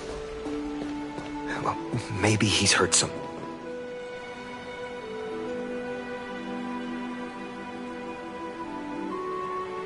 Don't worry. The cleaners didn't lay a hand on us. Lord Krateros, were you in the city when it happened? What exactly went down? Regrettably, no one knows the details of that moment. Eyewitnesses only saw... It's fine. Just tell me. Eyewitnesses at the Memorial Palace saw Aglaya fall from the Chrysos airbath. Oh, God. She showed no signs of life by the time the Holy City Guards approached to check. They were too afraid to jump to conclusions. After all, she was a demigod who lived for over 1,000 years, the leader of the Chrysos heirs. Most citizens of the city believed that death couldn't touch her. She was pierced through the heart by a uniquely crafted dagger. I saw it for myself. It's one of the weapons carried by the cleaners. No. That doesn't make sense. The ones who appeared in the grove, and those who confronted Don Hung in the Abyss, didn't immediately resort to violence. They were just watching and trying to intimidate.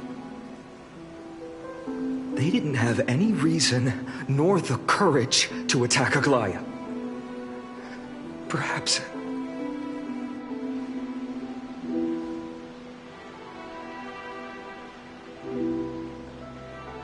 I'll stay here to lead the guards and maintain order. Find out what happened, but don't take too long. With Aglaya gone, someone has to take her place and lead Akama. Also, Miss Hyacinth was the one who declared Aglaya dead. You might want to speak with her. Thank you, Lord Krateros.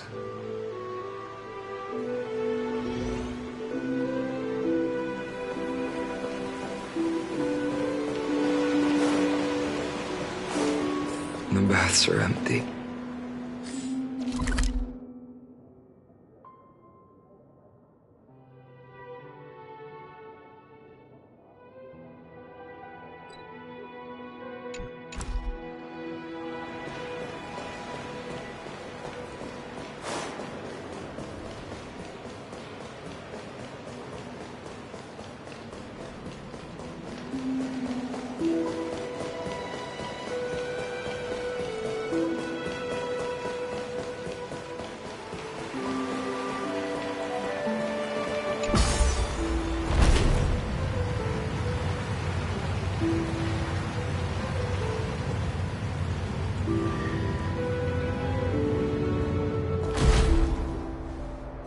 Hyacinth.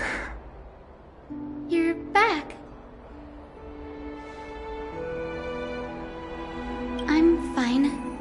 I've been staying close to Lady Treby and Lady Trinan after the incident. It's great that you could come back so quickly. They need someone with them now.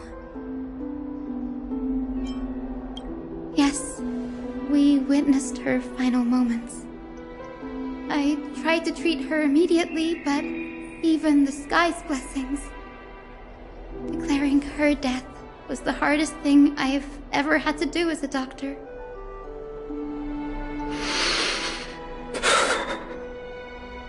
Lord Finan, don't push yourself. You're carrying a heavier burden now.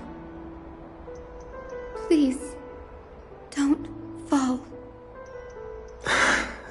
It's fine. I can handle it. What I've lost is a mentor and a comrade in arms. But for Treeby and Trinan, they've lost a 1,000-year-old bond. Like they're losing a part of their lives. You should rest, Aizen. You've been awake for a long time, haven't you? We'll handle things from here. Okay. See you later, everyone. Next, we should visit Lady Treeby.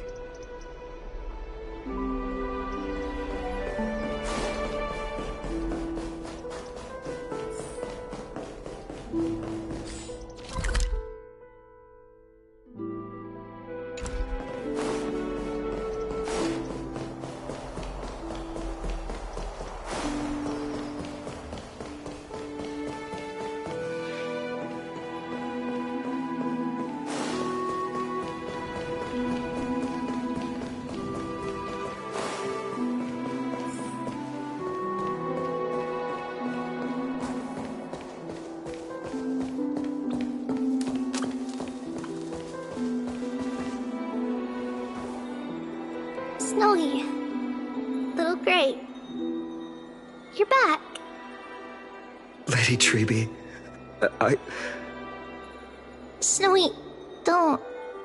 Please don't apologize to us. You went to the Grove to prepare yourself for the threats to Akuma. You didn't do anything wrong, so don't be hard on yourself. We were always by Aggie's side throughout this long journey, so we understood her thoughts better than anyone.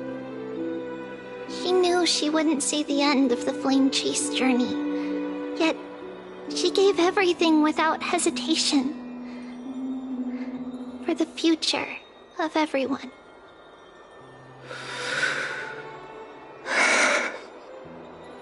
I know what Aglaya expected of me. Right now, the last thing Akuma needs is a leader wallowing in self-pity. The scroll over there was entrusted to us by Aggie. She instructed us to hand it over to you when the time was right. I think now's the right time.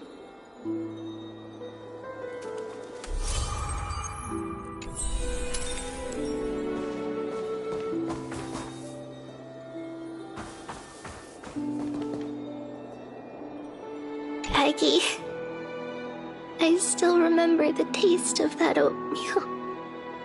See you tomorrow morning. I'll prepare breakfast for you then.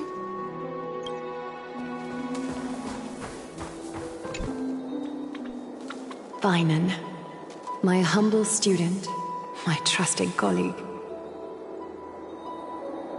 As I write this, you are locked in a battle of words with the Council of Elders, fighting for the survival of the Flame Chase journey on a battlefield where the smoke of war is invisible.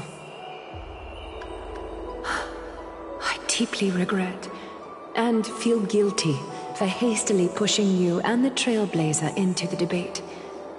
But please forgive me. At that moment, I could not afford to show any sign of weakness before you, as it would have crushed your morale. I considered the debate a routine affair, assuming I could win merely with the support and experience we'd accumulated over centuries. But I underestimated kindness and her party's cunning, and also the deterioration of my own senses. The trap was likely set by the debater Calictus. He had prepared a severed golden thread in advance, revealing it to the public when kindness was faltering in the debate.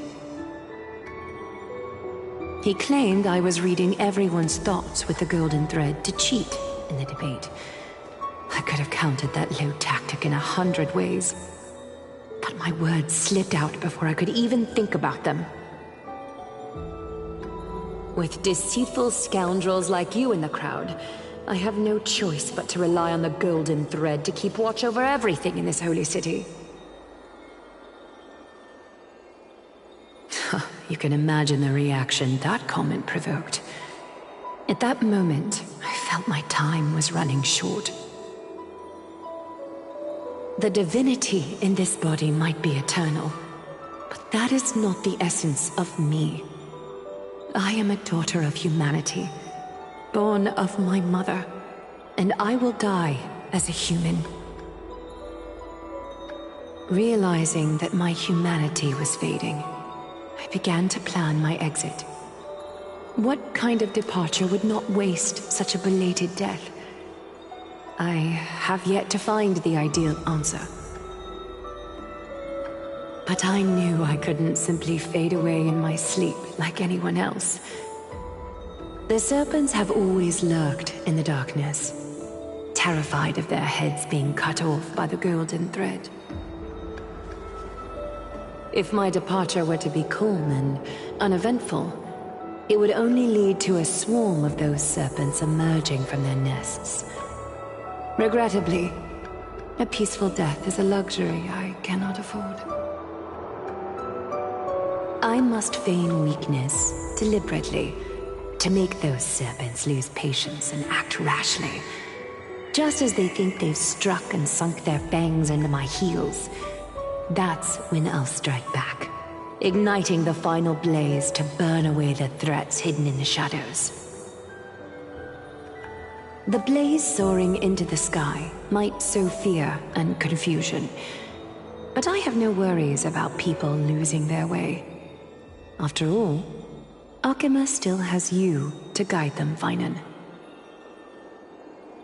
You're not perfect, Finan. I've witnessed your confusion, recklessness, and deep sensitivity, dawn after dawn.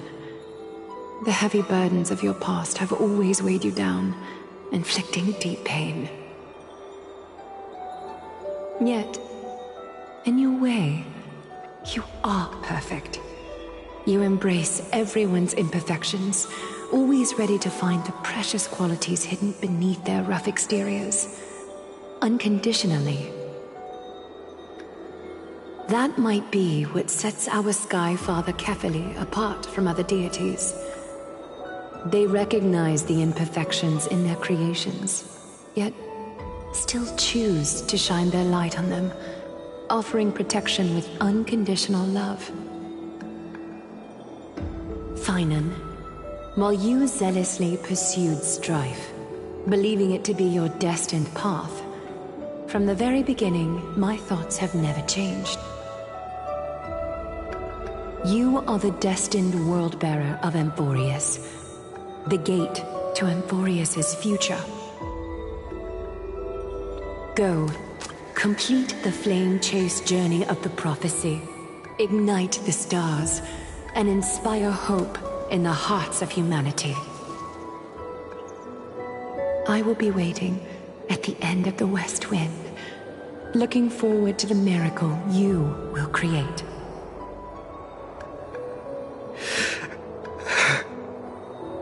Aglaya, how could I possibly be worthy of the burning torch you've passed into my hands?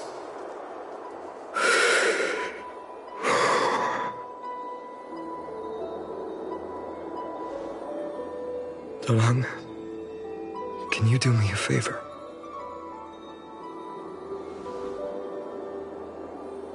Please deliver a message to Lord Krateros. Have him gather the Holy City guards and the Kremnoans to spread the word from door to door. At the lucid hour tomorrow, Finan will speak at the Marmorial Palace. Urge everyone who has concerns about the Holy City's future and the Flame Chase journey to attend this gathering. Tell them Aglaya has left Amphorius the seeds of hope. Thank you. It's been a harrowing day for everyone. Please make sure to rest well and collect your thoughts. I need to prepare.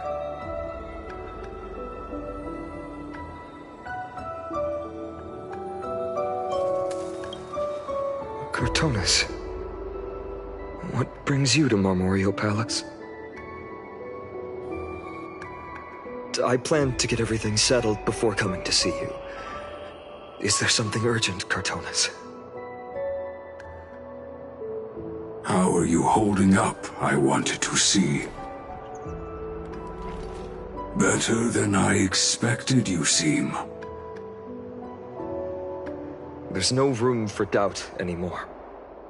It's time to take action and show everyone that the leadership of the Chrysos heirs is still strong.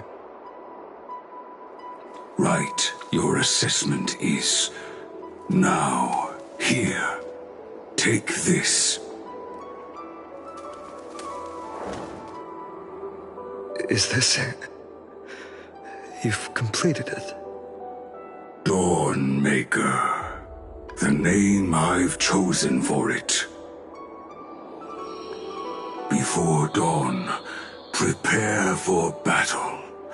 For tomorrow, wield your sword. Befits your stature, it does.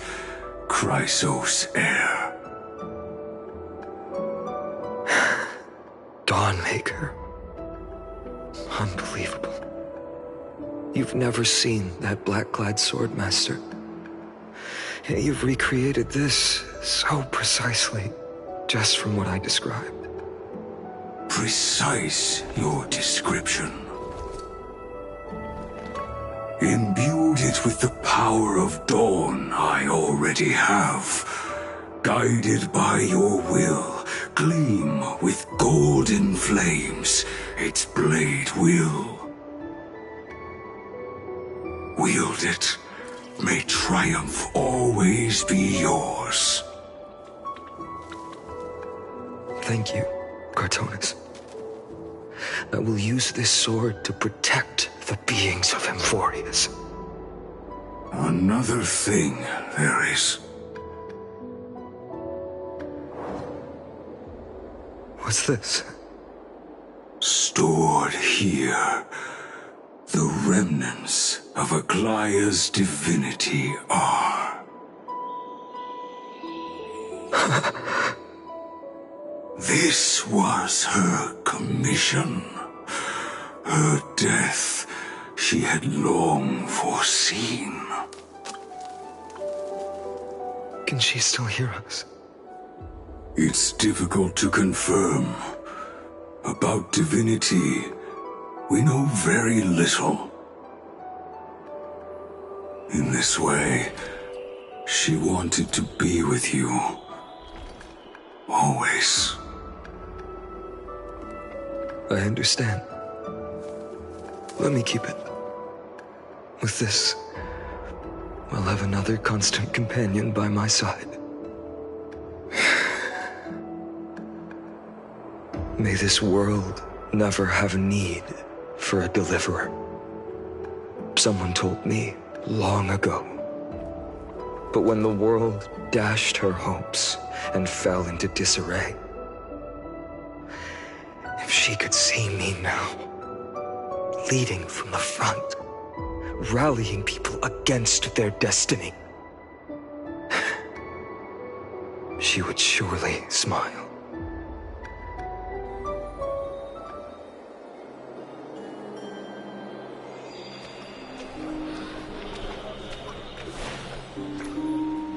How will the Holy City continue without Lady Goldweaver? Look! Lord Finan is here.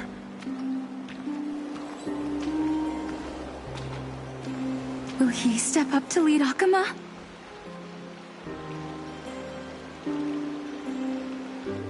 Not long ago, I spoke at the Citizens' Assembly at Dawncloud.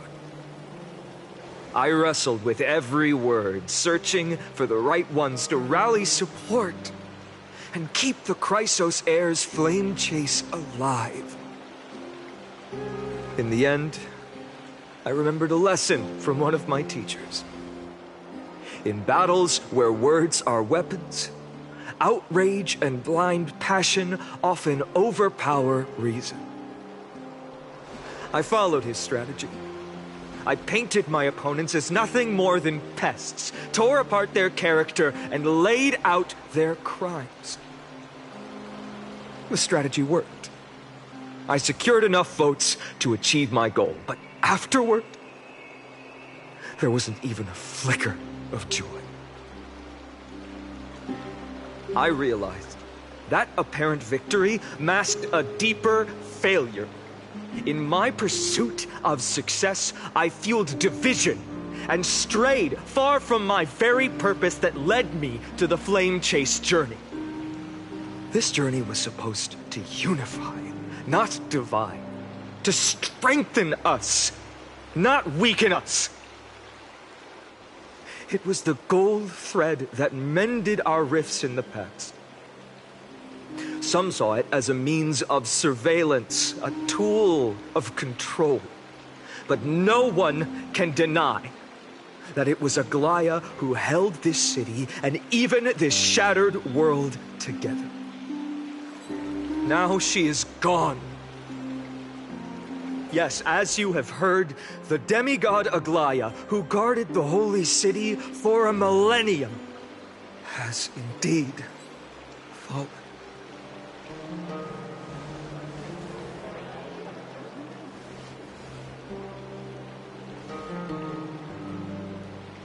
Who murdered Lady Goldweaver? Find the murderer! Make them pay!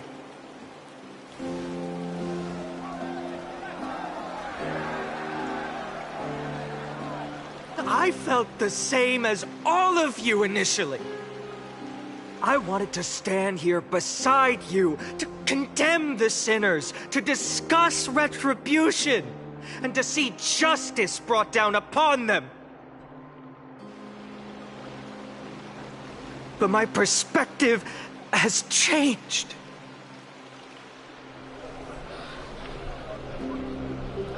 The golden threads that once bound this city have unraveled.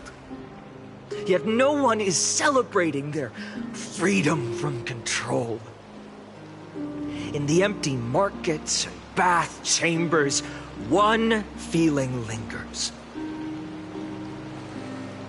Unease.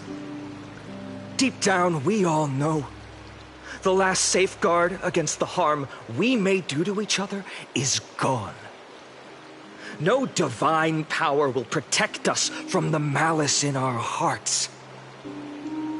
From now on, only the moral code we choose to uphold for ourselves will stand between us and the abyss. Fainan has a way with words.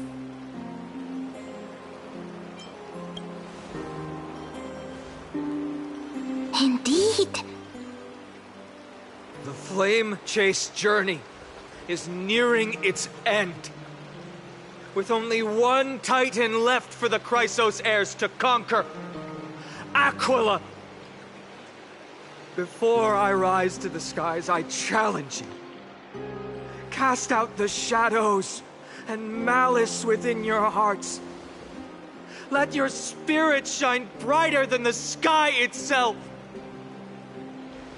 Let me bear witness. Even without the divine authority of romance, Akama will remain a sanctuary in these end times. A place for the kind people Aglaya dreamed of. The kind of people foretold in prophecy. A better people! Better people! Better people! Better people! Better people! Better people! Better people! I appreciate your willingness to accept the challenge. You have reminded me that Aglaya left me perhaps the simplest duty in the world. To bear the burden of creation, I need only to give one thing. It's a gift she once gave me without hesitation, and now I share it with each of you. Unshakable faith. There's still a long way to go before Amphorius is reborn. But we will not forget the past as we move forward. For the memories of Amphorius will always benefit future generations. Allow me this moment. I want to borrow a few minutes of your time to commemorate a demigod who protected the Holy City for a millennium. She was Akima's dressmaker, the leader of the Chrysos heirs, the Gold Weaver, Aglaya, and her greatest feat was being a selfless person.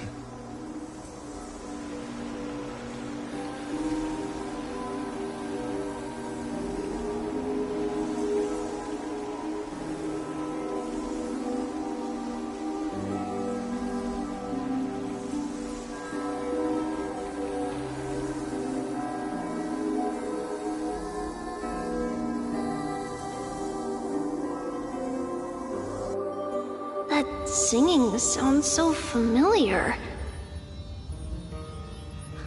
That's our song, and Snowy used to love it! Yes, Lady Trian. For that child filled with anxiety, your songs always dispelled the clouds in my heart, even if for just a moment. Snowy was so cute and kind when he was little. Now, you've grown so much. Maybe not as cute, but still just as kind. Time spares no one, so there's nothing we can do. But kindness, you helped nurture it in me. Don't mention it. Your light is as bright as ever. Keep it up and stay strong. See you, Snowy. Goodbye, Lady Trian. I heard what you said. Are you suggesting the debate tactics I've taught you are nothing but sleight of hand? Not at all, Professor Anaxa. Honestly, without those techniques you taught me, the Flame Chase journey might not have survived. Good thing your head's still clear. The Chrysos heir of Kefali. I had no idea you had it in you while I was drilling those formulas in your head in class. Who could have thought, Professor? By the way, I've completely forgotten those formulas now. Some things never change. In our next lives, I'll teach you how to truly embrace your divine duties.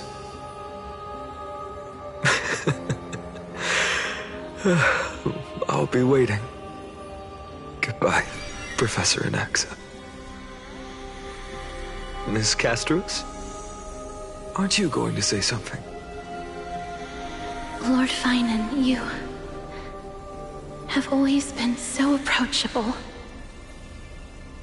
Ever since we first met, you've seen me as a friend.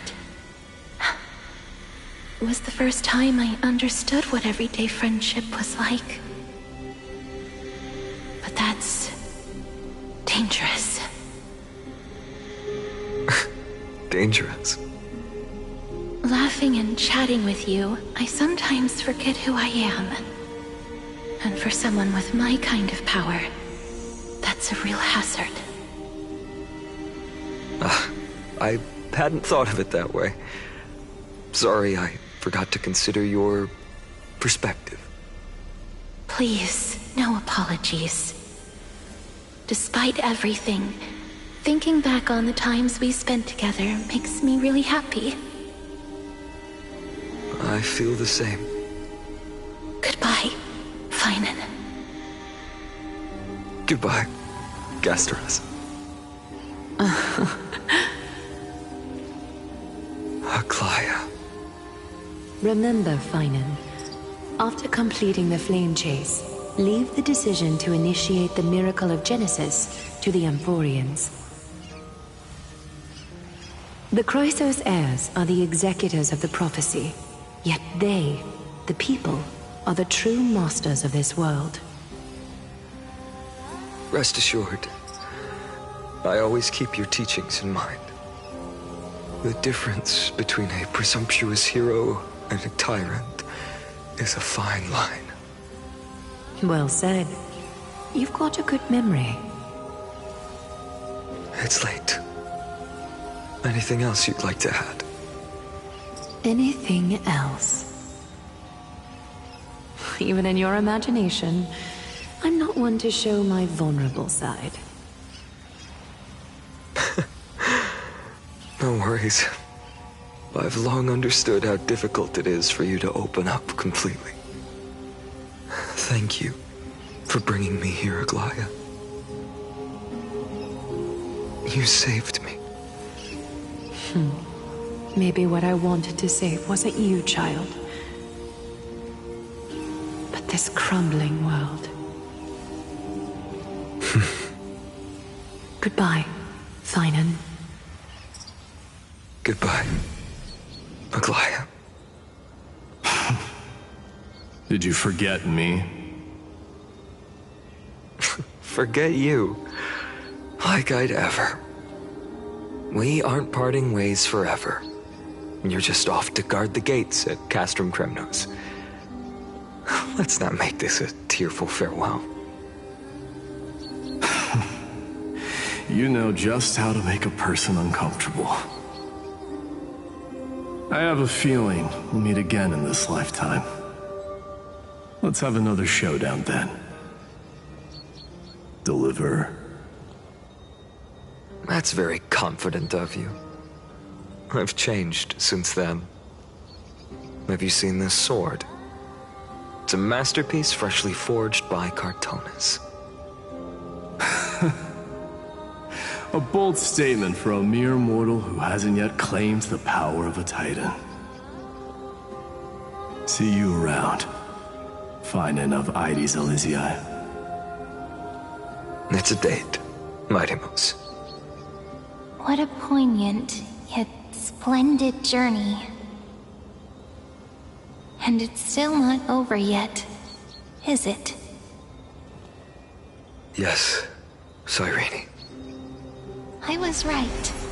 In the end, you did become the deliverer in this story. A lot has changed while you were away.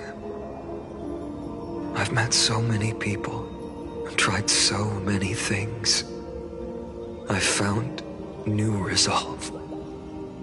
And I've let go of some attachments. I'm not the same person I used to be. But to me, you've never changed at all, Finan.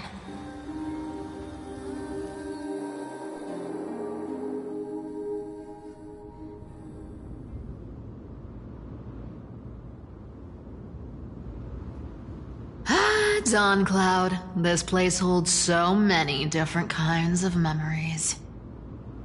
I remember you could see the Goldweaver sign from here, all the way down the mountain. But my eyes aren't what they used to be 1,000 years ago.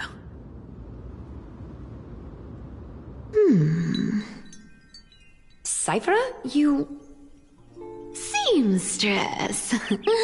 Tell me, does Akama have any treasures so rare that not even your... I mean, our shop has seen? Of course it has. I heard there's a gem of all worlds hidden somewhere in Dawn Cloud. Apparently, it's a piece that fell out of the Dawn device. It's truly a priceless treasure, being a part of Kefali's divine body. Even I, the Gold Weaver, cannot witness its glamour. Gem of all worlds. Nice! Got it! Well, please keep looking after the shop while I... Let me guess, Cypherer. You're probably already plotting to sneak into Dawncloud to steal that gem, aren't you? And your next move is probably trying to sell it to the highest bidder, then distribute that money to the poor and the refugees in the Holy City? Look, seamstress. Are you sure you aren't peeking into my head with your golden threads? You might be skilled at covering up lies, but your compassion is all over your face, plain as day. Don't lie to yourself. Do you honestly think this is the right thing to do, Cypherer? What else am I supposed to do? That's the only thing I can do with my power. You keep talking about how I have the potential to become a good person, or even what people call a hero. But I don't know what I need to do to get there! I can't weave golden dresses like you! I can't sing as well as Miss Hyceelens! And I definitely don't know as much as Big Sis Treeby! The only things I'm good at are the underhanded street smarts that no one even respects. But I still want to be worthy of you. I want to prove that you've made the right choice. Even thieves can dream. Right?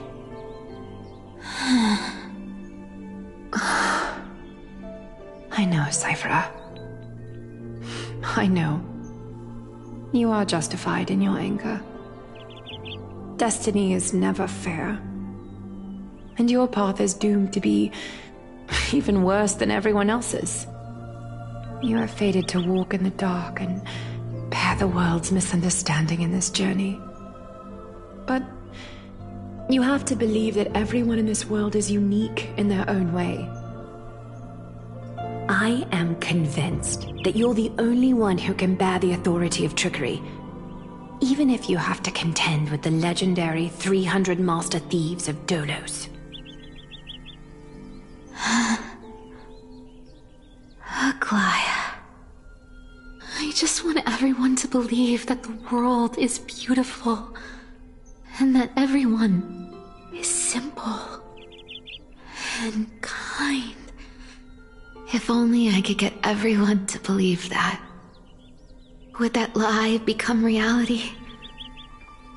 If enough people believed in it, even though it's a lie.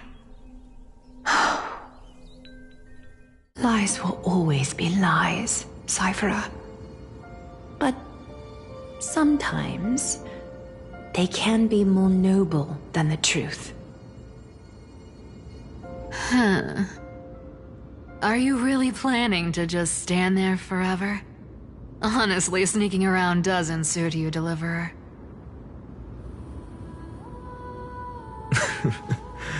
I never thought I could slip past your sharp ears, Miss Cypher. I just didn't think it'd be right to interrupt when you're obviously lost in thoughts. Still as charming with your words as ever, boy. Your speech at the public baths wasn't half bad, I'll admit. It managed to touch my heart. Just a smidge. Thank you. I had a feeling back then that you were in the audience. Intuition certainly is a thing of wonder. Oh, and you didn't call me out on the spot. You waited all this time to tell me. Well, I thought you'd need some time to yourself after she passed away.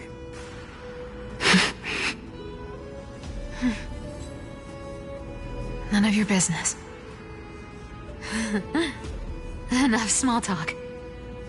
Tell me, What kind of trouble did you run into that you need me, the super old-timer, to step in?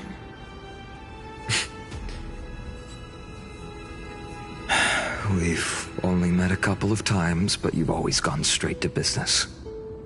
I respect that about you, old-timer, so I'll cut to the chase. You're probably aware that Aglaya has earned the support of the entire city for the Chrysos heirs. Everyone believes that she died at the hands of council members who were against the flame chase, and the citizens' fury has been dragging these schemers out of the shadows one by one. But they didn't get everybody. To this day, we still haven't found Elder Kynus, the leader of the cleaners. Ah, I see. You're afraid she'll do something wild now that she's pushed into a corner, aren't you? Yes. I believe that Kefali's core flame, forever enshrined above the council theater, would be the opposition's final trump card against the Chrysos heirs. We're setting out to campaign against Aquila in a few days. With the Chrysos heirs gone, it'll be their best chance to strike. You think those desperate dogs will try to snatch the core flame while you're gone? So, you want me to give them a nice long walk while you're away, right? You sure saw right through me, Miss Cypher. I know exactly what you can do. Godlike speed, perfect disguises, untraceable movement, and that most enigmatic authority of trickery. I have only one request. Please, use whatever tricks you need to protect Kefali's core flame. Even if you have to deceive the rest of the Chrysos heirs as well. Uh-huh. Hey, Deliverer. Do you honestly think that there's no way I'll turn you down? Do you even have any plan Bs if I decide to nope out on this? As the demigod of trickery, there are no other trump cards in the world that can outrank you. I'm sure you know the answer to your own question, Miss Cypher. What confidence. You talk as if you have everything in the palm of your hand. Huh. So you did learn a thing or two from her. I'll give you that. Then let me tell you something you don't know. The Flame Reaver. They've been watching Akama closely. You mean... Bet you didn't expect that, huh? I've been tracking them all this time. And this is my conclusion. That lunatic may have lost their mind, but they're no fool. Why do you think they haven't made a move on Akama yet? Professor Anaxa once analyzed this. He thought it was probably because Kefali's core flame was protected by the Council of Elders' secret arts. Ha! Secret arts my foot! I could break those mechanisms with the flick of my finger. Allow me to let you in on the actual secret. They probably held off from attacking Akama because the Seamstress's defense network was way tougher than you thought.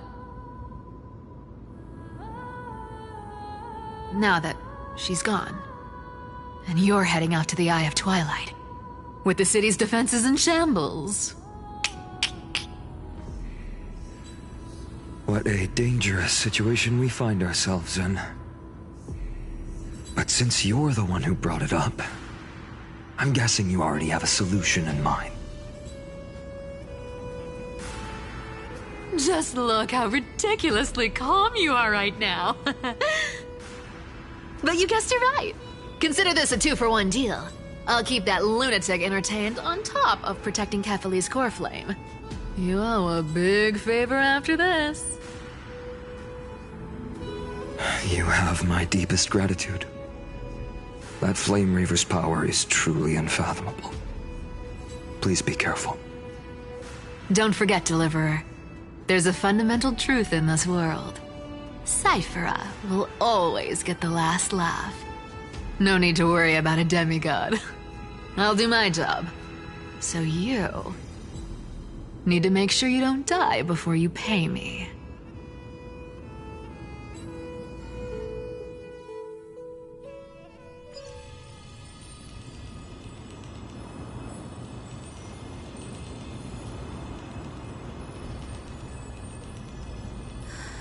I'm back.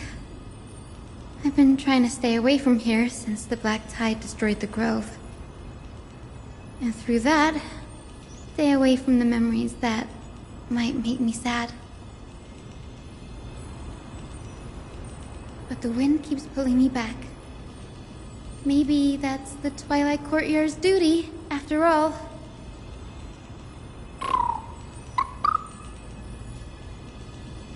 I know, little Ika. I know. I too miss the days when we all studied together. But we have an even more important mission this time round. Lord Finan has already set the date to campaign against Aquila. Being a descendant of the Sky People,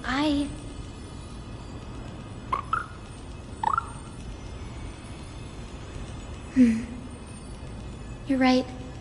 At least I can still afford to get lost in thought once in a while. Oh, ancestors. Please wait for just a bit longer. The time I spent in the grove deserves some reminiscence.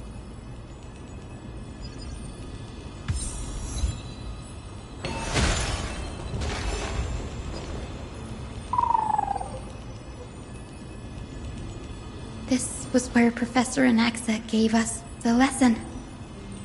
I can still see that day in my mind. And that was your last lesson in the Grove. Now, each of you will head off on your own path. How much the Grove's teachings can help you in the real world depends on how well you can put knowledge into practice. However, heed this warning. If you ever do anything disgraceful out there, don't ever claim you were the student of Anaxagoras, one of the 7 sages. Professor Anaxa, there are still other classes scheduled on the calendar. Are you sure you didn't... Firstly, call me Professor Anaxagoras. Secondly, to clarify, the last lesson means the last lesson I will teach you. I will be entering seclusion from today onwards to research ancient alchemy, and all my teaching activities will be put on hold. Ah, I see. So you're saying that the lessons taught by all the other teachers aren't good enough to be considered lessons? All you do every day is wag that sharp tongue of yours. That's a credit deduction, Finan of Ides Elysiae.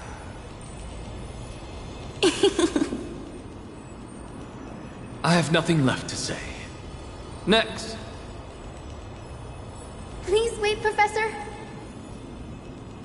According to the Grove's protocols for a cohort's final class, the lecturer should take some time in that lesson to discuss the students' post-graduation aspirations with them and guide them toward a solid path. Surely you can't skip such a crucial step, Professor.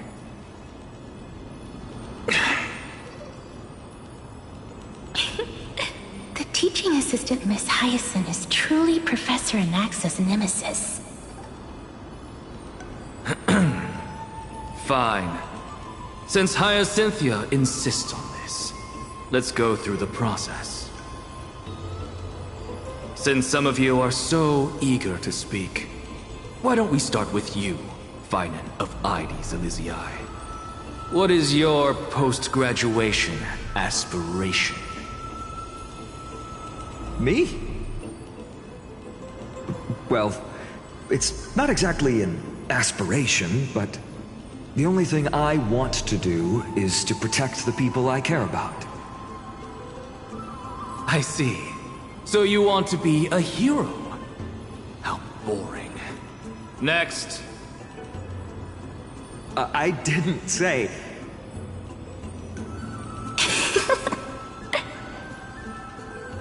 Castoris, you've been giggling for quite some time. How about you go next? Perhaps my answer is a bit vague and meaningless, Professor Anaxagoras, but... I hope the world can be freed from the agony of death, so that every living being may find calming peace. How naive. So naive that it makes me want to weep for your fairy tale. See, this is why I don't want to follow those outdated protocols. All I get are boring answers. Since you suggested this whole process, why don't you wrap this up, Hyacinthia? Share your aspiration with everyone, and let's see if yours stands out. So it's finally my turn. Good thing I came prepared. My aspiration is nothing less than completing the final blank page at the end of the hero's epic. Blank page? An interesting description. Do explain, Assistant. I've read all of Amphorius's heroic epics while studying at the Grove, and a common thread came to my attention. Almost every epic ends with a description of the hero's achievements. But few mention how the everyday people of that time lived. No one recorded the struggles and suffering. So you're saying that, instead of legendary heroes... Perhaps I'm influenced by my background. Her story is told to every child descended from the Skyfolk. We have no doubts about... What about the Day Thunder Knight's family, allies, and friends? What about the survivor? Her brilliance had become as blinding as Aquila's, lording over everything on the ground. That's why I'm glad that my era does not lack heroes. All my ancestors had was a sad past. But I have a future I want to protect. Instead of, I wish not to return to the sky, but to include a footnote for the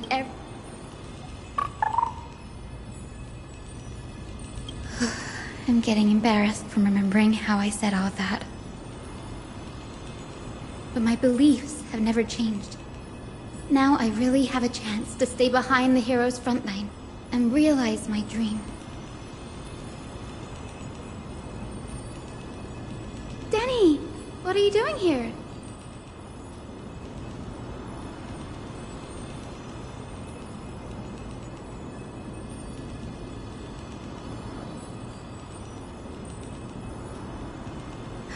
You guessed it. To reach Aquila's realm in the sky, descendants of the Sky People must perform a bloodline ceremony, summon the spirits of our ancestors, and get their blessings. That's the only way for creatures on Earth to forge the rainbow bridge to the sky. And the soul of the first ancestor I want to see is here in the Grove.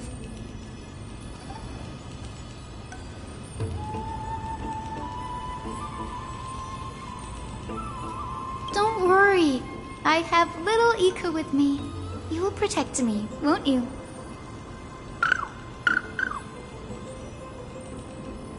Good, Ika. Well, what brings you here, Danny?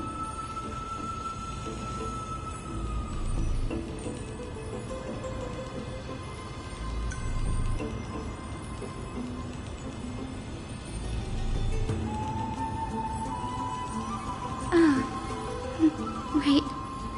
If all goes as planned, you and Gray will be able to go home after this mission, won't you?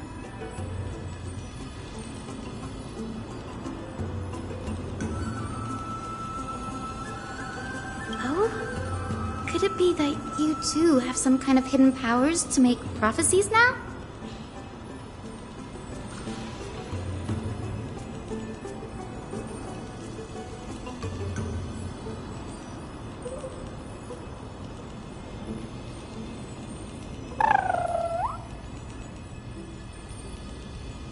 Nope. I I didn't understand that either, little Ika.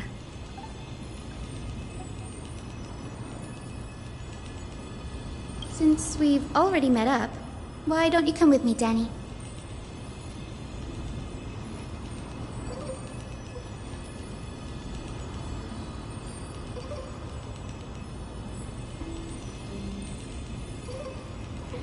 That's the dependable express guard for you.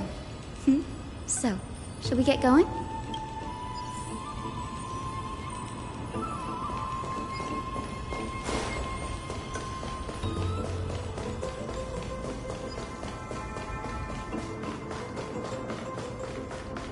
The chromocopter is vibrating.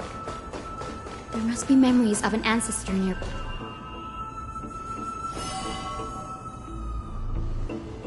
This is the divine object of the Sky People, the chromocopter. Our ancestors dictated that when a descendant of the Skyfolk is ready to challenge Aquila again, they must first awaken the spirits of their ancestors with the chromocopter and receive their benediction. Only after this can the chosen Skyfolk reascend to the heavens.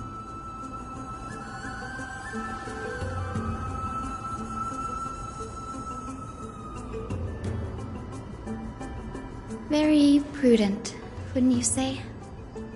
The soul of an ancestor slumbers here. Now, I will awaken them.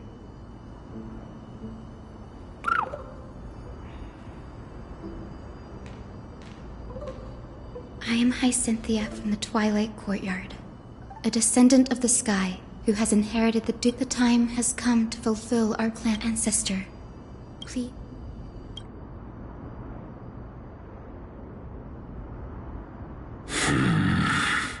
Who has awakened me? It's I, Hyacinthia, a descendant of the Sky People.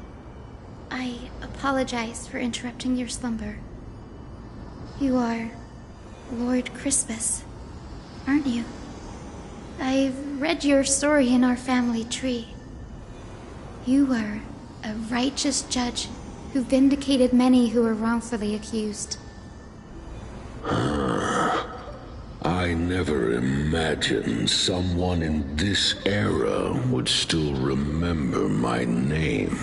So, our bloodline and duty have continued to this distant age. Indeed, it has. I have awakened you in the hope of receiving your blessing. For the Flame Chase journey is nearing its perfect conclusion. And retrieving the core flame of Aquila is the final challenge the heroes will face. Perfect conclusion. Hyacinthia, you look very young, and you do not have the bearings of a warrior who can contend with a titan. How can you convince me that this blessing will not turn into a curse, leading a child like you to your demise? 1,000 years ago, Seliosi, who conquered the skies, left behind legends and a will, entrusting the mission to return the Sky Titan's core flame to her descendants, to people like you and me. Though I'm not a warrior, I will not turn away from the mission that has flowed through our blood for 1,000 years. And I am not fighting alone. I have the strongest and most tenacious companions in the world. Amphorius is in an era brimming with heroes. The burden of retrieving Aquila's core flame no longer rests solely on the shoulders of the chosen Skyfolk.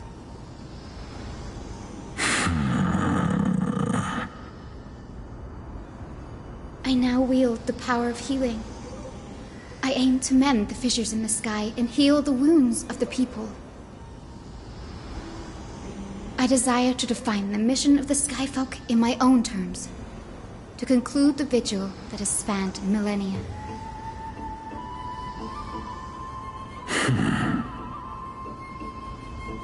I sense resilience in your words.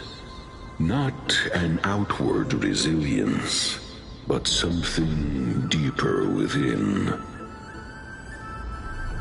Receive my blessings, young Hyacinthia. May you gain wings to return to the sky via the Bridge of Rainbows.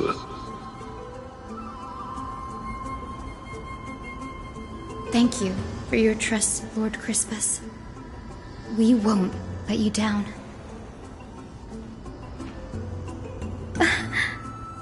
Thank you.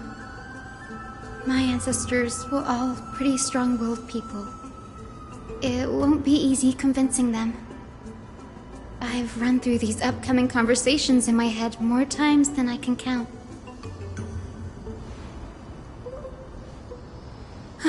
Now, the next ancestor on the list. Her spirit is set to rest in the vortex of Genesis. A pity that the ceremony has to be performed in strict order.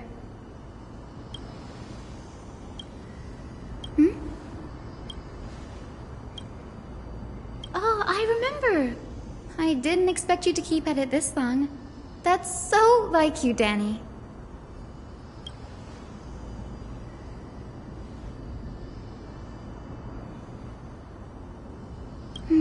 That makes sense. Bagusa was always described as a fickle titan in the myths.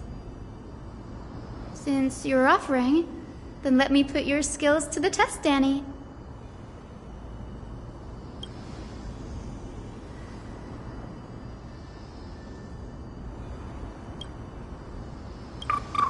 Got it.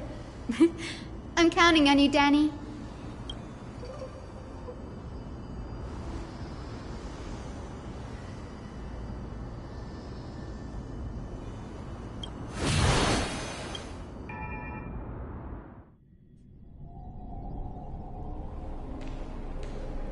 The vortex of Genesis. Unbelievable. Danny is full of surprises, but this does feel way more disorienting than the ritual basin.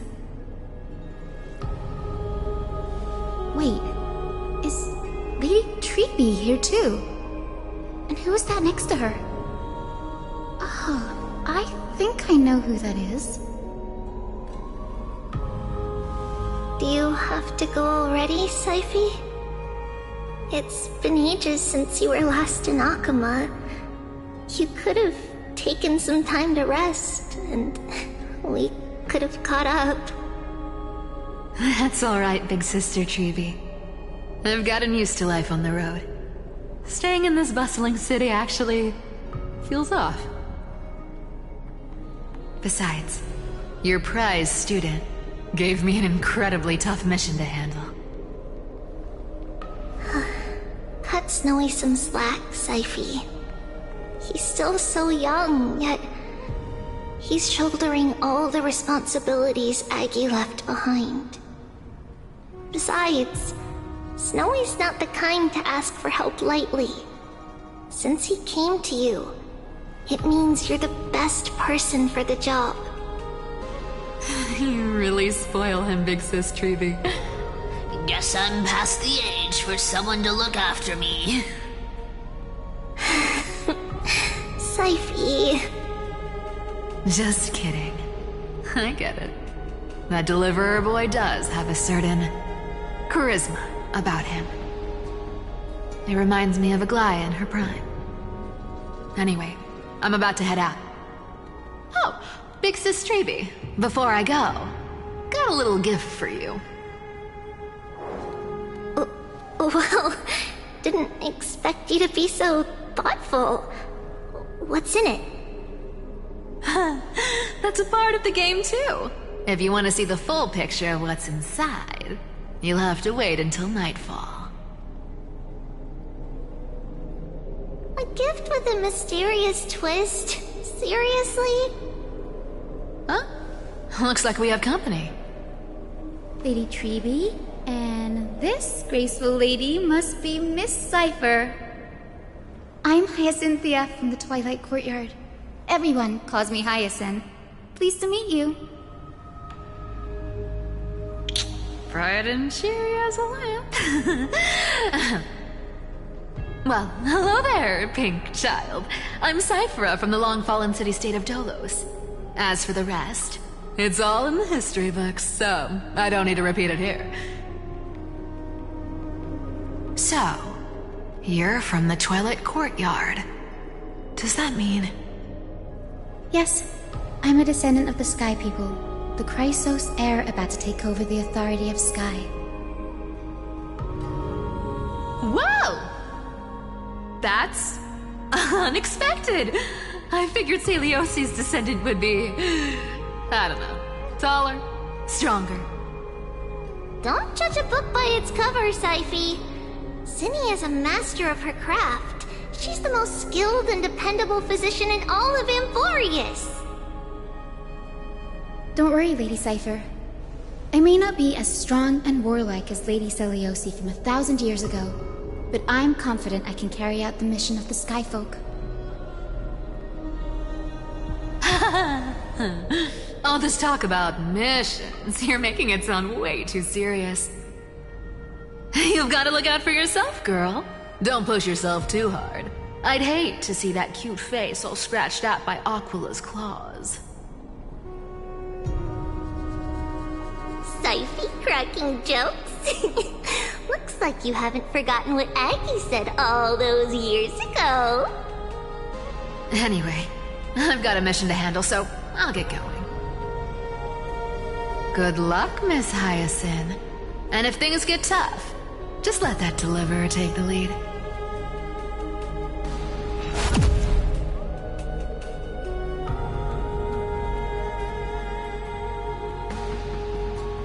Miss Cypher is in such a hurry.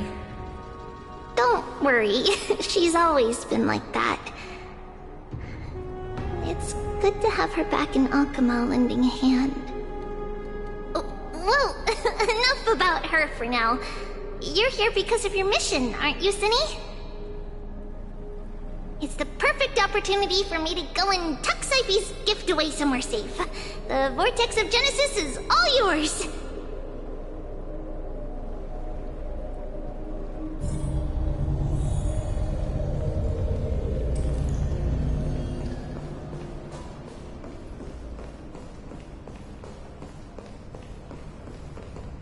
I will join the heroes of the prophecy to return to the sky and retrieve the core flame. Ancestor, please bestow upon me your generous blessing.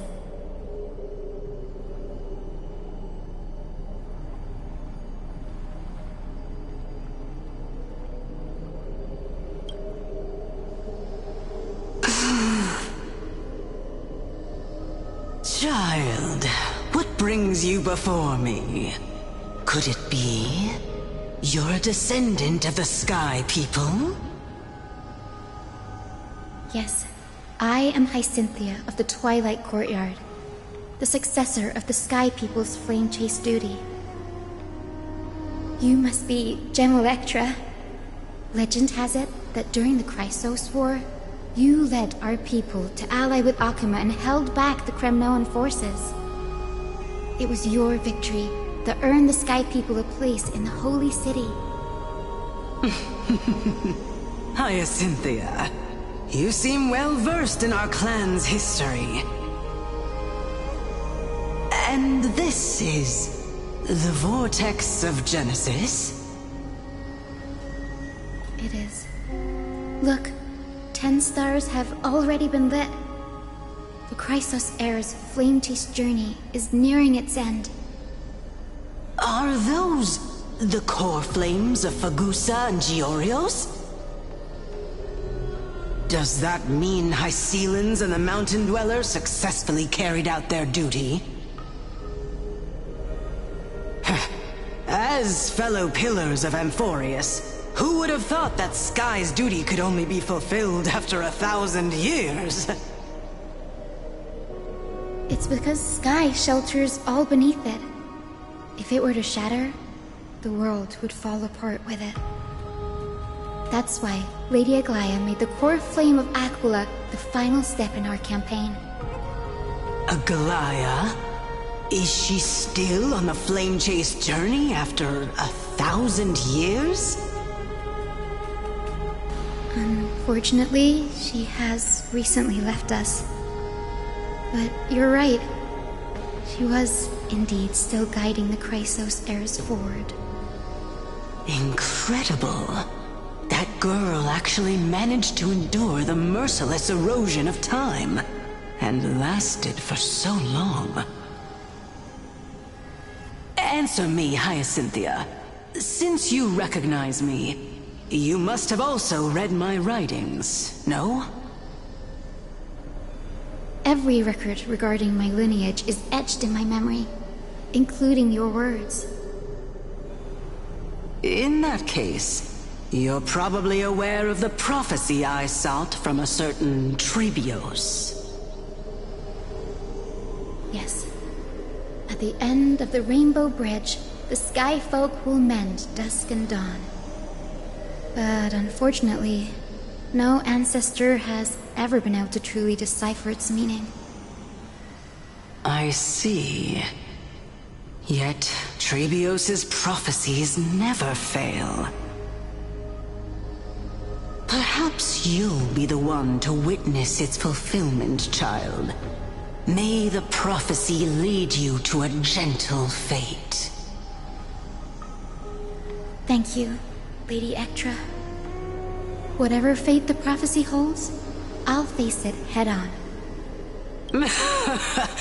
I like you, child.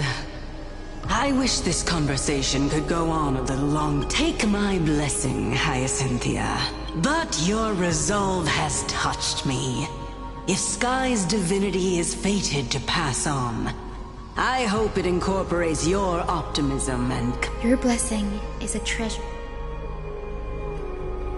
General Ectra is so different from how the records described her. She's quite a gentle person. All right, time to head back to the Grove. I shouldn't keep...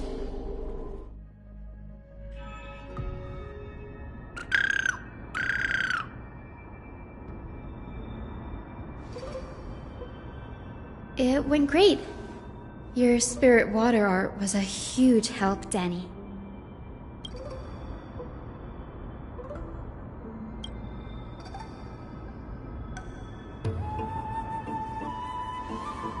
What's wrong, Danny?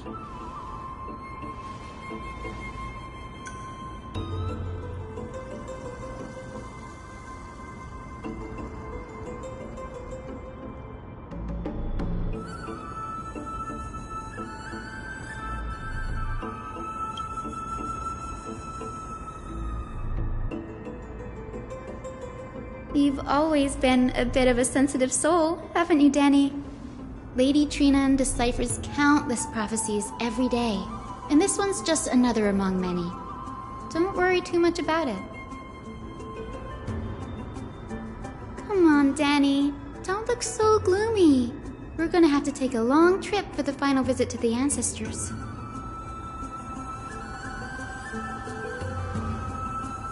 Our final stop is Lord Mighty's home, Castrum Kremnos. We're here. This is it.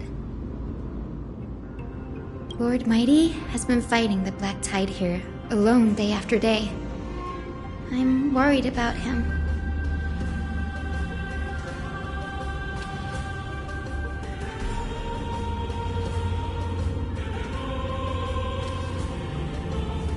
That means he hasn't been consumed by the Black Tide's madness yet.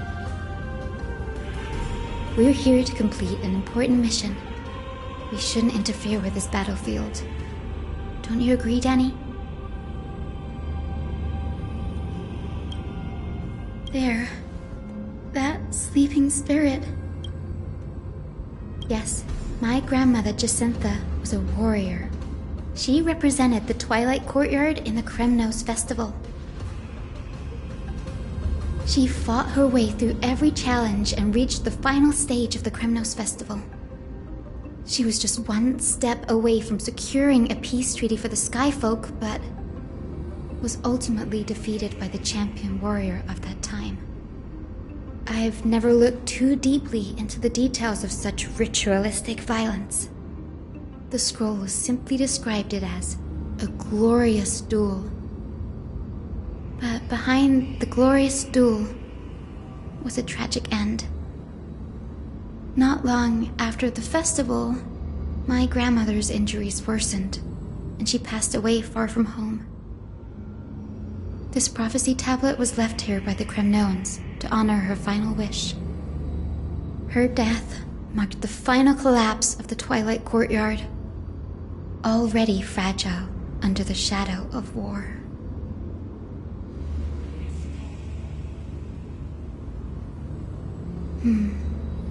Was Lord Kratos.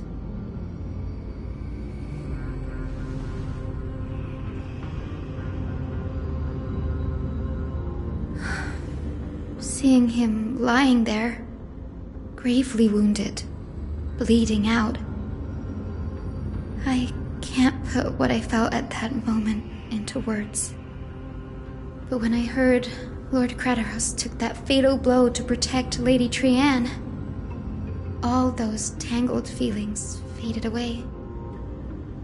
To quote Lord Finan, Kratos must have done that to become a better man.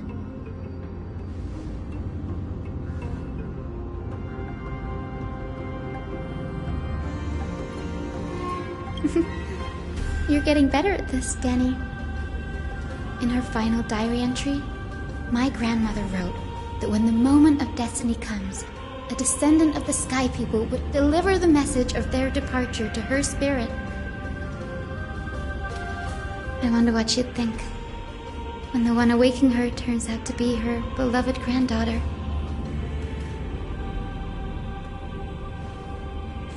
I will join the heroes of the prophecy to return to the sky and retrieve the core flame. Ancestor, please bestow upon me your generous blessing.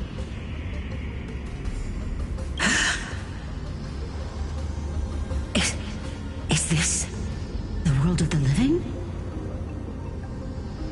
Wait. You... Could you? Grandmother? It's me. Your Hyacinthia. Hyacinthia, my little hummingbird. Why? How? Why is it you who awakened me? I have never imagined this. I thought I would feel happy for all my ancestors when this day came, but now... I can't even experience the joy of seeing you again.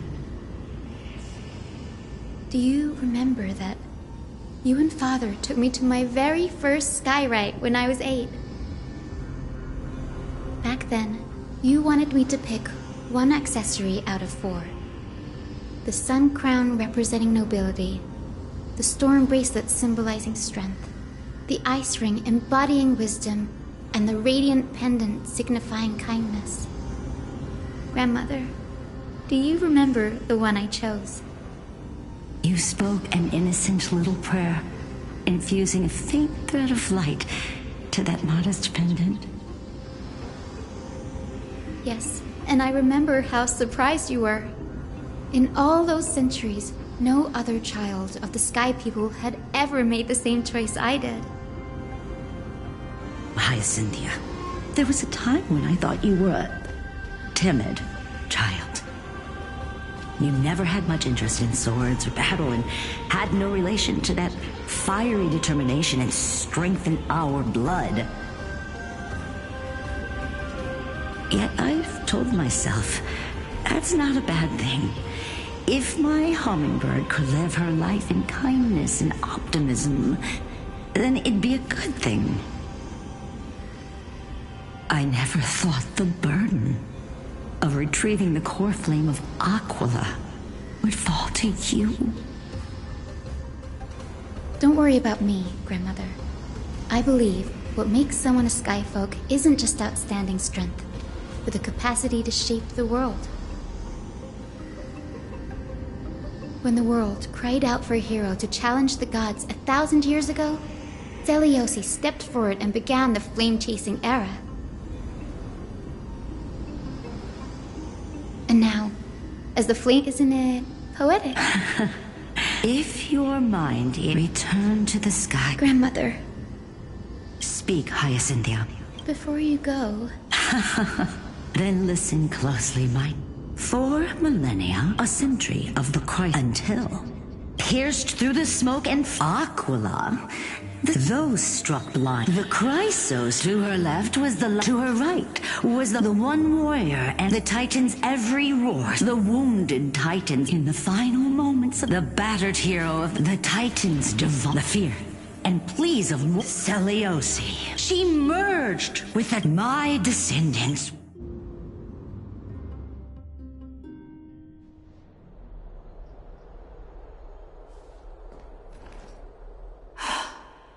Today's the day. Wow, I didn't expect it to be so lively up here. Are these people here to send off the Chrysos heirs? There's Svinen. Let's go talk to him.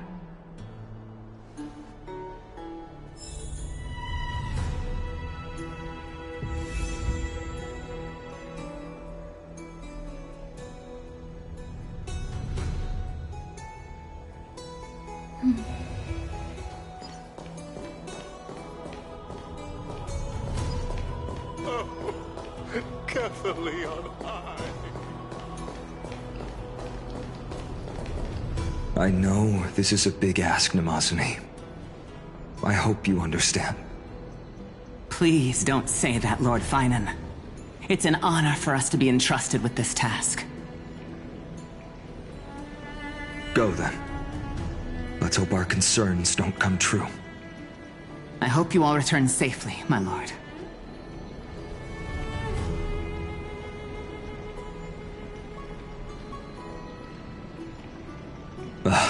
There you are, partner. You didn't oversleep this time, did you?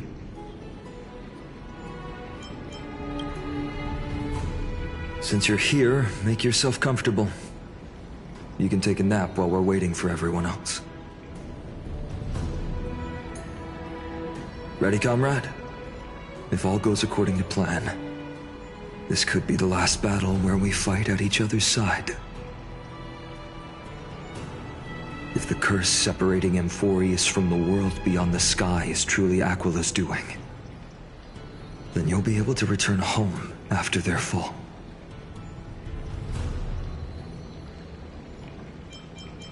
That would be a problem. We'll need to get you home before Aranova. Let's leave the emotional goodbyes for later. That'll give us some time to figure out what we should be feeling at that time. Besides, when we were playing the Seal Slammers, that bumping seal game, didn't you teach me something back then? Crack the champagne at halftime to watch victory slip away.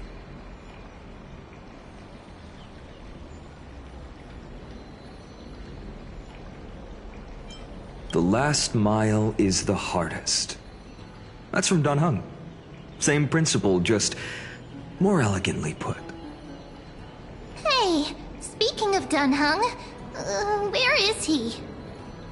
He arrived before everyone else and climbed to the cliff top to wait for us. He's probably not keen on being the center of attention. Lord Finan, please make sure you all come back safely.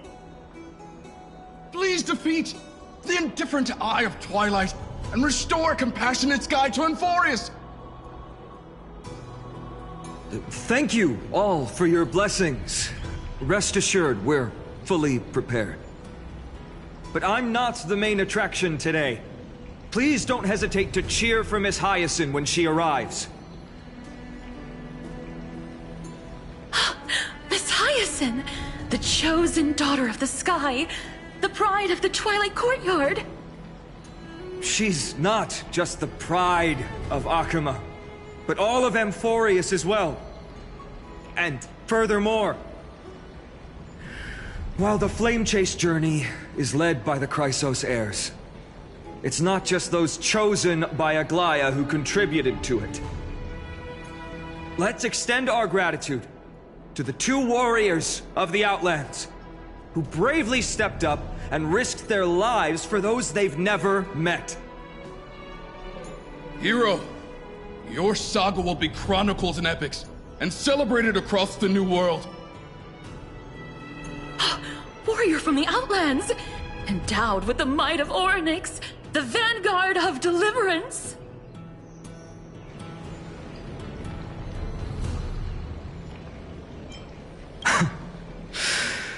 After all this time, you should know when I'm just being polite and when I'm genuinely speaking from the heart. That praise was heartfelt, partner. Had I not trusted my instincts and put my faith in you and Dan Heng, it's hard to imagine what might have become of Ak. The guest of honor has arrived.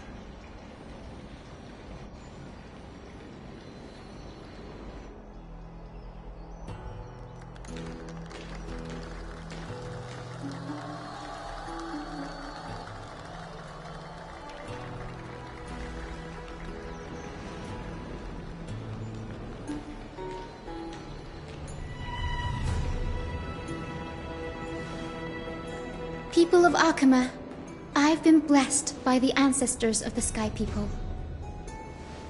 They have agreed to bestow the 1,000-year mission to me, and to have me claim the core flame of Aquila.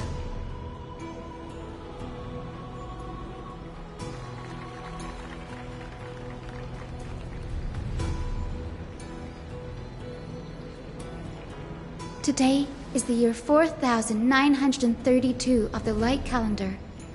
1,062 years since the hero Seliosi initiated the Flame Chase journey. I, Hyacinthia of the Sky People, am prepared to lead the children of humanity back to the sky. History doesn't breathe evenly. At times, it suspends its breath for millennia, as though time is frozen. At other times, it pants rapidly, as if poised to topple the world and our civilization in an instant. Its hurried gasps have sparked a tempest, sweeping all of us along. Hyacinth, as an observer, you've witnessed the return of 4 core flames. And now, it's your turn to fulfill your duty. Please, guide us into the heart of the storm as the executioner of this mission.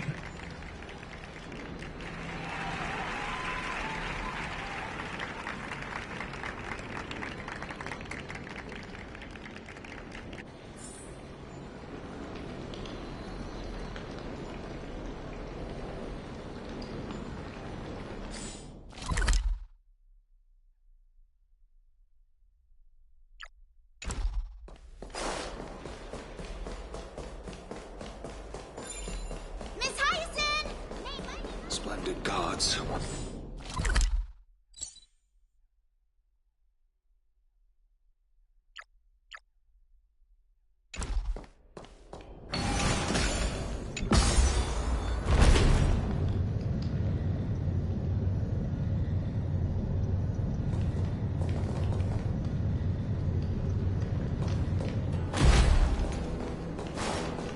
I hope the Chrysos heirs triumph. To be immortalized in song. They'll surely seize the core flame of Sky and bring the flame chase journey.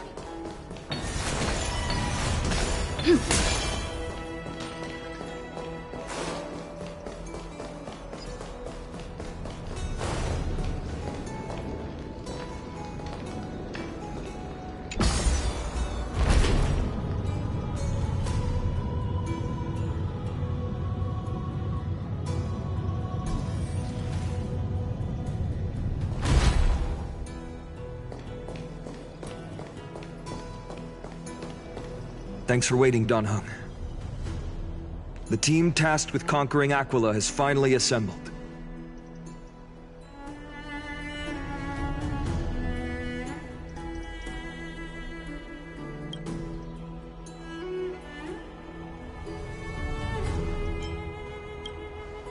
so full of energy, comrades.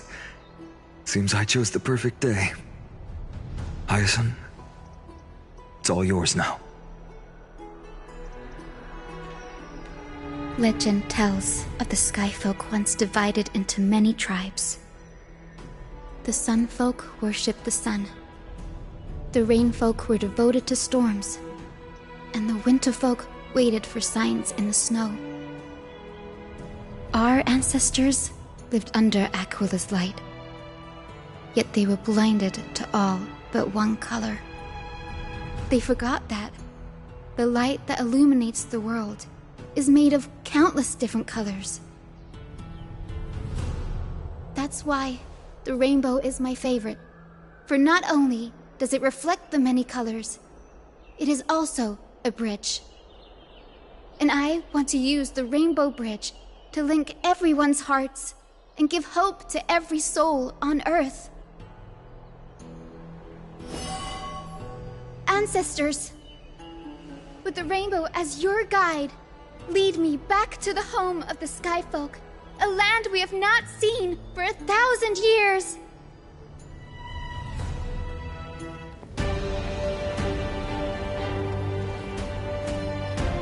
Oh, Rainbow Bridge, please guide us to ascend to the skies once more.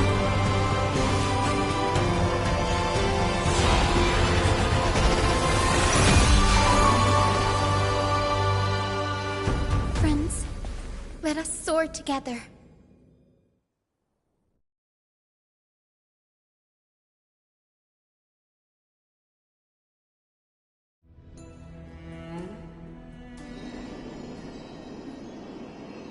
Flying along the Rainbow Bridge is truly an amazing experience.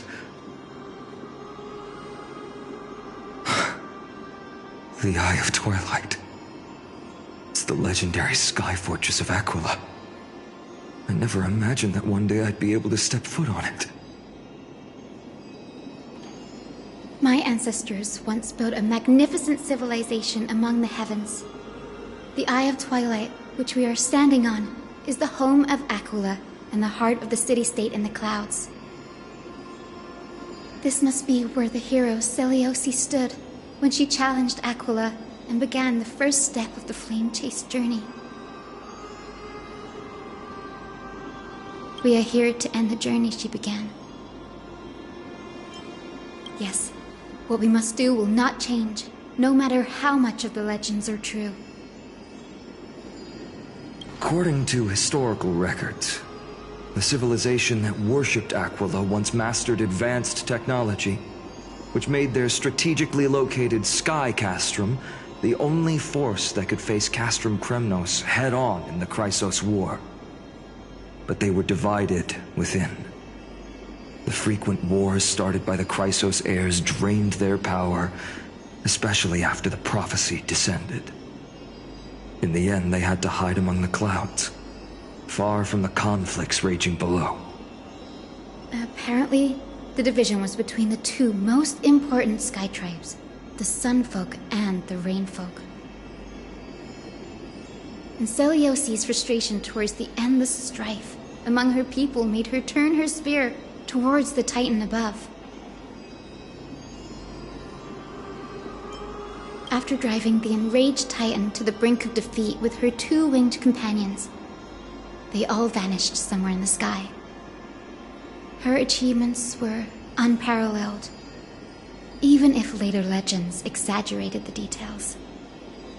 Yet she still could not end Aquila, nor bring back the core flame of sky. Some say she sealed the wrath of the god within herself, trapping them deep within the Eye of Twilight to support the heavens of Amphorius forever. In other words, she became one with the Titan. I would have considered it a fairy tale, but after seeing what happened with Professor Anaxa, not anymore. Has that Titan and that fused hero been looking down on the world from here for 1,000 years?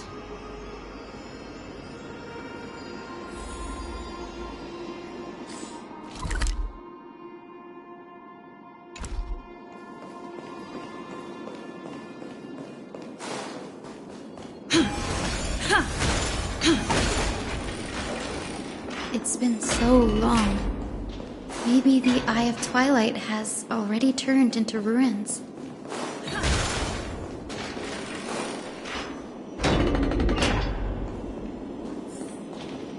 Something's not right. I can kind of feel how big and empty this place is. But all I... Maybe it's the Celestial Mural. The Sky City believes that mural to be connected to Amphorius' sky, and any weather condition depicted on it will become actual weather. The mural would reflect Aquila's shifting mood, like clear skies, fog, snow, or thunderstorms. The Sky Priests would gather here during peaceful times and pray to the god for warm breezes and good harvests.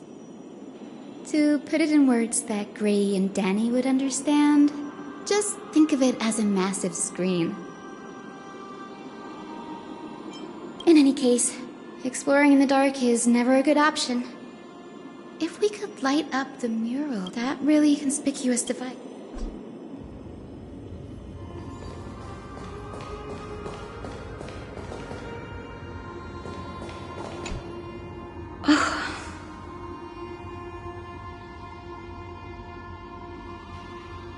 I have no idea how to turn it on. If only we had help from the wisdom of those who came before us. That's it! I almost forgot. Gray, Memi, can I borrow your powers? Got it! We just need to find the scattered memory nearby, right? That's simple. Give me a little time. Feel the flow of time. Over there. And over there. Done! There haven't been many people for a while, so the traces of time are super obvious. I knew you could do it, Memi. You are a huge help.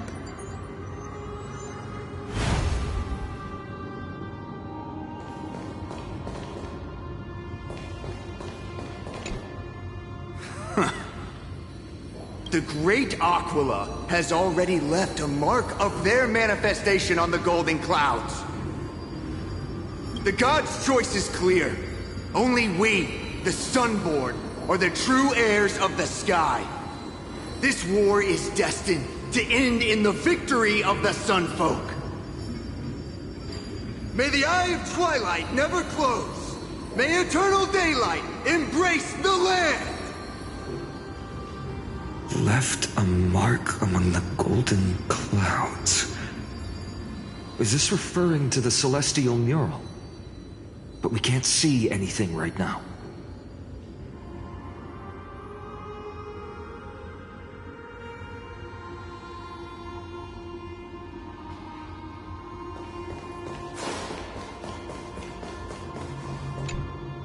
Arrogant sunfolk, but Aquila. The Sunborn, the Rainfolk will not. May the Eye of Twilight avoid the pursuit. Aquila doesn't like...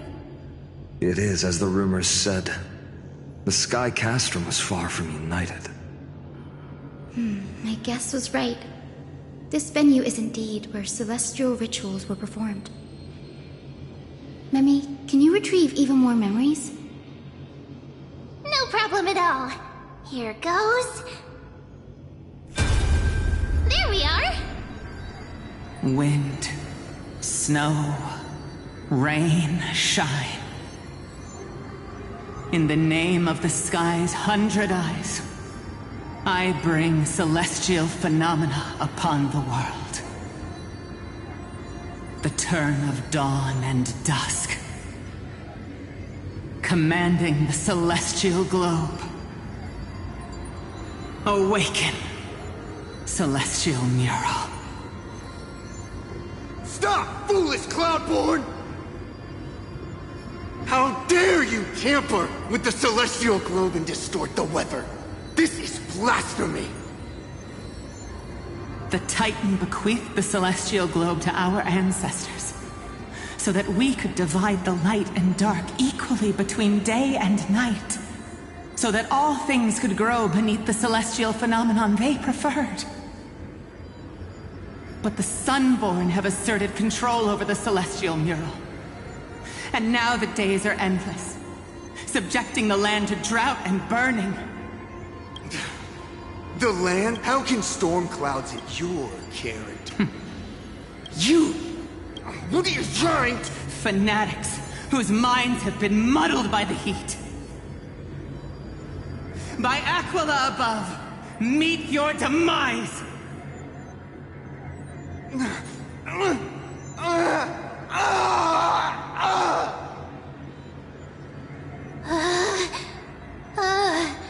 What a terrifying memory. The brutal internal strife is sad to see. It appears the Sky Cities didn't fall to external threats after all. The proud Sun Folk saw themselves as divinely chosen, exacting long-standing oppression on other tribes. And the Rain Folk suffering beneath them began resenting the divine and plotted their retaliation.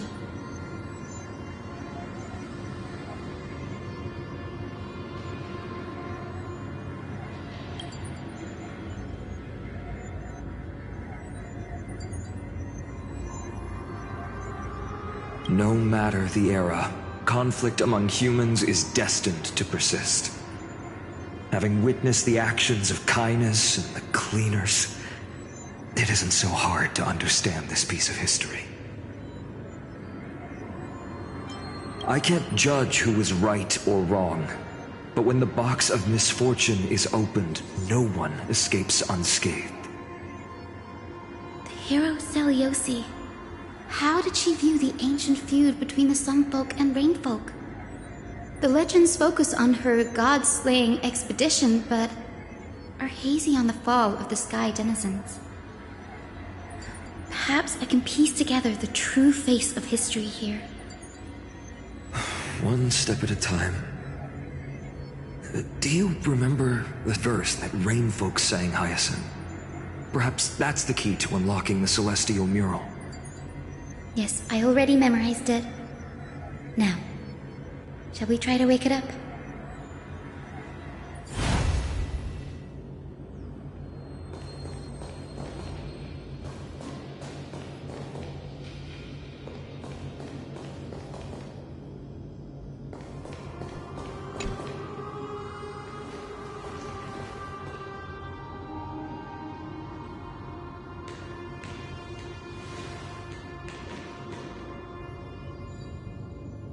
Wind, snow, rain, shine. In the name of the sky's 100 eyes, I bring celestial phenomena upon the world. The turn of dawn and dusk, commanding the celestial globe. Awaken, celestial mural!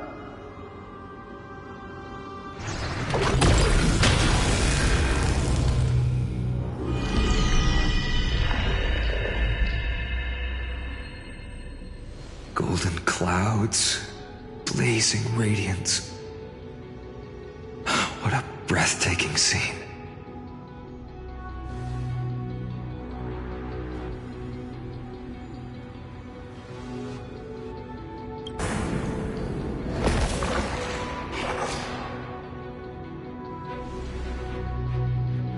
How chilling. I wonder if Aquila is also watching us. I remember the Rainfolk mentioned the Titan dislikes overcast days. We might be able to use this to our advantage and change how the mark is behaving by changing the weather on the mural. Don't worry. The mural probably lost its original function ages ago. Alchemist's light comes from the dawn device shouldered by Kefali anyway. That being said, there's no power in this device anymore. We have to find another celestial globe if we want to change the weather on the mural.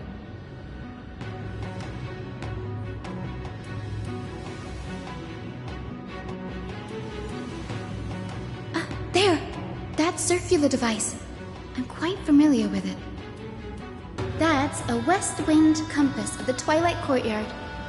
We can use it to create a miniature rainbow bridge to walk on. Who knows? It might even lead us to other areas of the Eye of Twilight. Technology passed down from the Golden Age is finally proving useful. Let's go. Leave the adjustments and calibrations to me.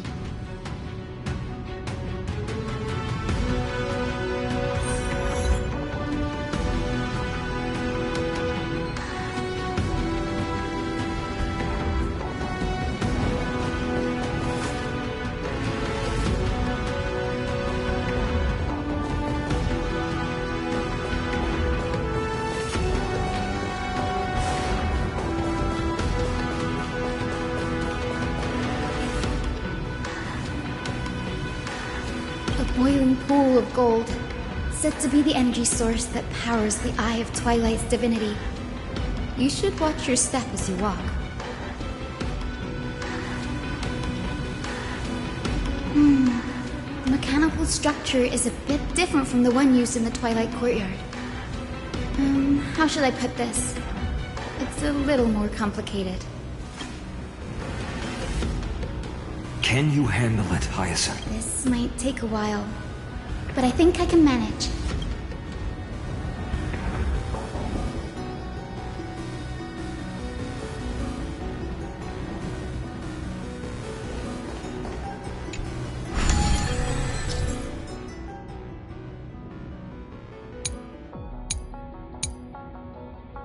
Deep breaths, and find the way out.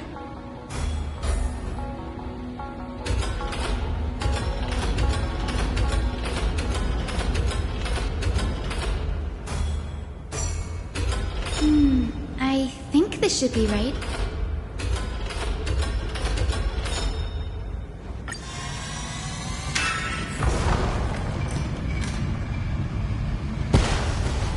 Look, the Rainbow Bridge has appeared. Well done. Now we can cross. Hey, careful! Is that a winged Pegasus? Looks like a mythical beast. But this one doesn't seem hostile towards us. Hyacinth! Could it be the legendary? I'm not entirely sure. We might be able to tell if we get closer. We can't assume it's friendly. Keep your guard up and follow it.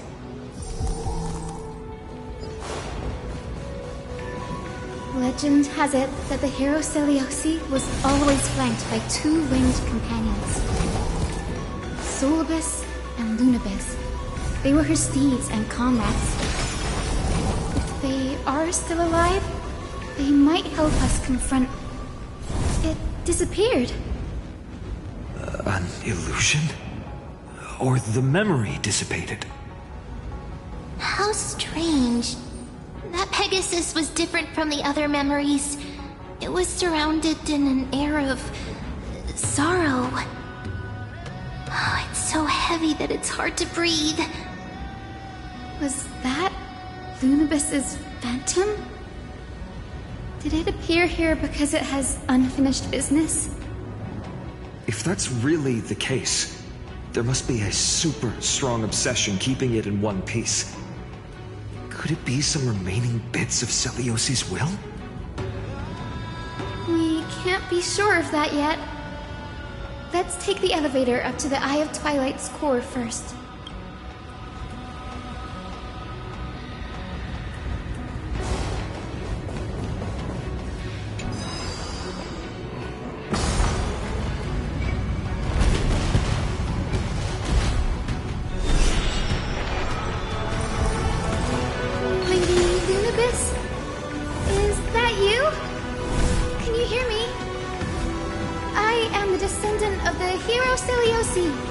We have come to complete her mission. That's another one? Careful! It's not a memory phantom! It looks like it's alive, but it's so twisted. Hyacinth, watch out!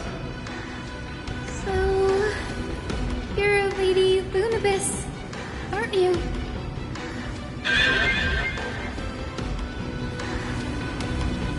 And that corrupted corrupted being before us must be Lord Solobus. Did you lead us here so we can free your companion?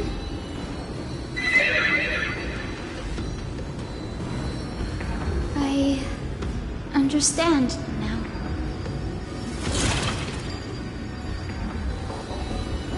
You must have been tormented by pain for so long. But you didn't give up.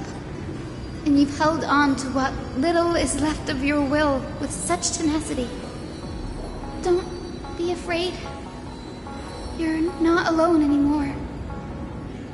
I am Hyacinthia, the healer who inherited the hero's bloodline. Seliosi, the Day Thunder Knight, was once your comrade, wasn't she?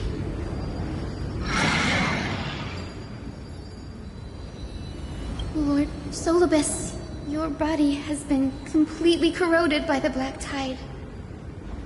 But I can still heal your tenacious soul. Just like Lady Lunabis, even if you've lost your mortal body, your spirit remains pure.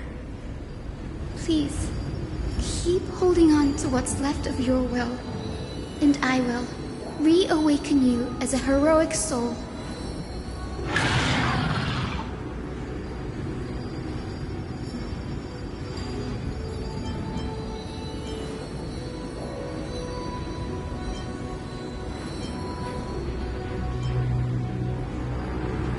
No need, Grey. Solobus isn't an opponent that can be defeated easily. Besides, it must be looking forward to an all-out battle. Solobus, the sun met wings. Come on, heroes!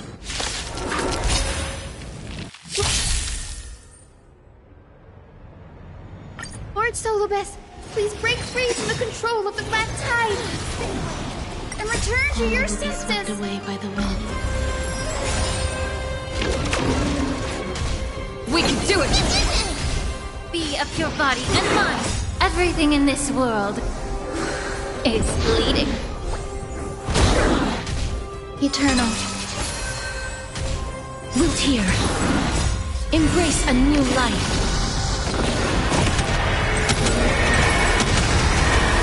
May death protect us!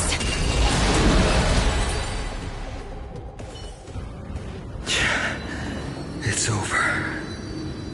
Solobus!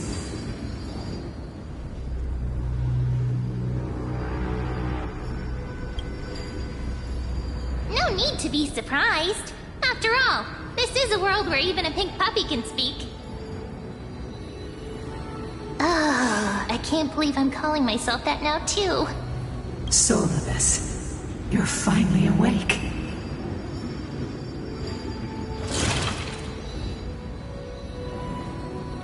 My consciousness has been lost for far too long. Finally, I have been released from the Black Tide's cage. Little girl, are you Celiosi's descendant? It is me, Lord Solobus. My name is Hyacinthia, and my companions call me Hyacinth. Hyacinthia, you don't have the scent of her on you. It's been 1,000 years. Celiosi's blood may have thinned in my veins, but the resolve of the Sky People has never been eroded by time. I've journeyed here to fulfill her dying wish. How much do you know about her dying wish? I know that in order to support the shattered sky, she merged herself with the divine body of the Titan. And I also know that she left behind a message, calling on future generations to one day ascend to the heavens again and reclaim the core flame of Aquila. Has the legend changed so much since your people fell to the earth? Girl, you said you're a doctor. You know how to heal and tend to wounds with such a weak lot in life? How do you plan to challenge the embodiment of the heavens?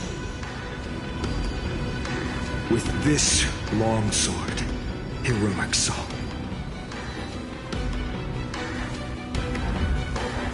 As you can see, we're all Hyacinthia's companions and comrades. You've already witnessed our combined strength. It's not bad, but still lacking compared to her. Solibus, let go of your ego and accept their kindness. You've been trapped in time by the Black Tide, while great change has spread over the world. If I'm not mistaken, the god of war Nikador also fell to the hands of these warriors. We've laid all the other titans to rest, one by one. Now the final target for the flame chase is the master of this sky fortress. Please guide us to an audience with Aquila, heroic souls. Celiosi initiated the era of slaying gods and attaining their flames. Even if she could not witness the end of this era, you will all at least bear witness on her behalf. Confidence and fierceness. Yes, I do indeed see a shadow of her in you.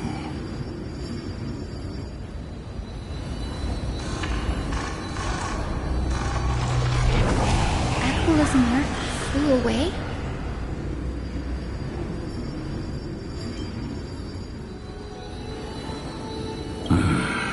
Maybe they detected our awakening. Well, perhaps our presence stirred memories of the fierce battle from 1,000 years ago. We learned from past memories that the Sky Titan fears dark clouds. Would you know more about this topic? What the memo sprite said is true, but you all still need a guide. Follow me, Hyacinthia and fellow warriors. Let the hunt for the gods start again. Is Lady Lunabis not going with us? I will be waiting for you all at the next destination, Hyacinth.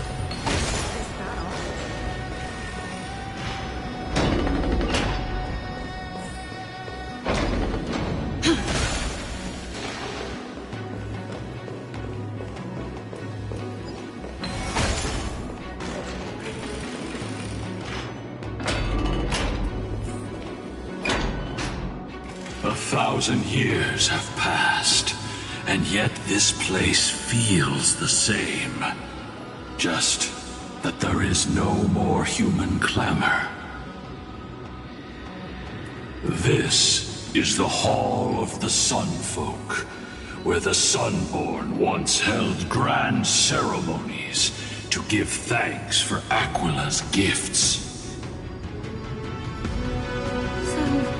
Did the Sky Titan really take the side of the Sunfolk? Everyone thought so until only then. The Black Tide's threat has Chrysos. It's all thanks to those who came before. What does that mean? Let's not elaborate on unrelated topics. The road got sucked away. Did Aquila do that? You have nothing to fear. We can use the power of time to rewind it if we have to.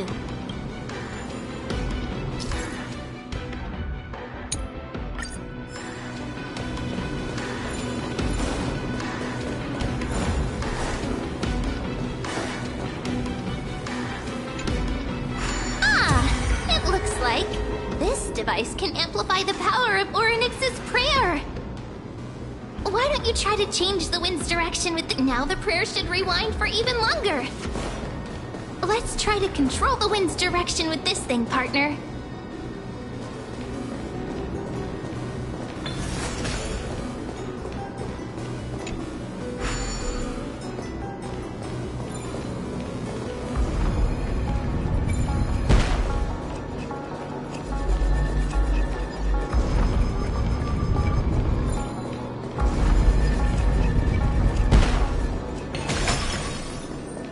The celestial globe is right ahead. Let's go and force Aquila to come out. The turn of dawn and dusk, commanding the celestial globe. Change, celestial mural. The celestial shift didn't work?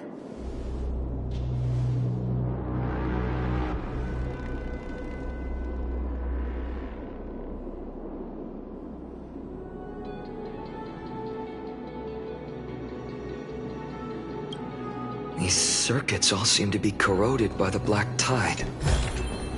Here's hoping those 2 prophecy tablets can help us out.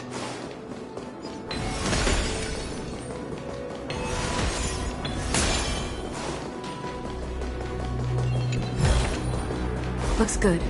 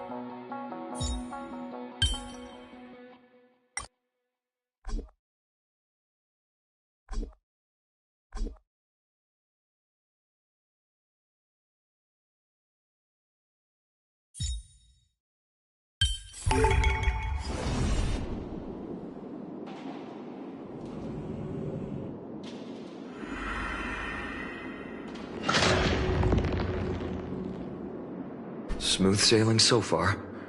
We've got one more circuit to fix. Let's keep going and find the tablet on the other side.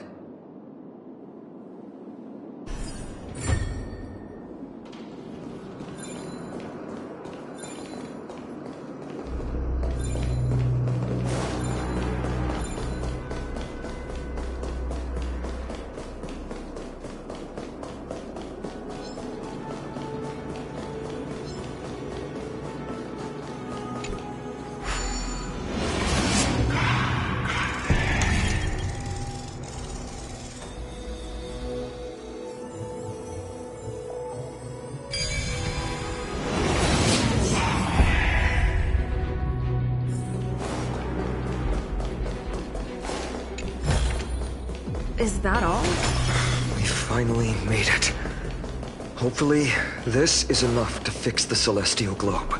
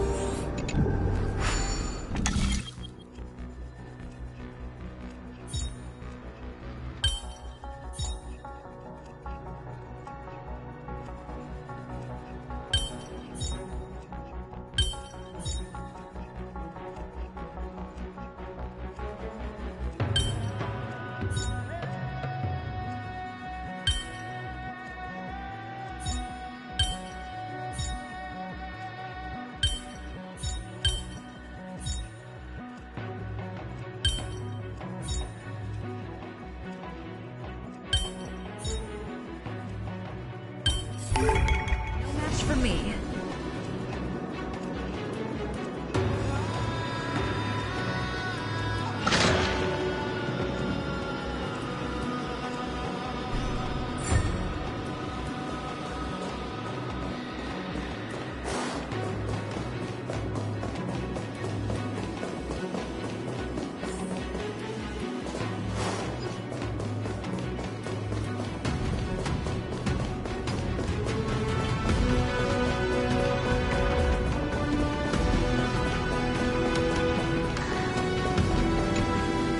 Turn of dawn and dusk, commanding the celestial globe.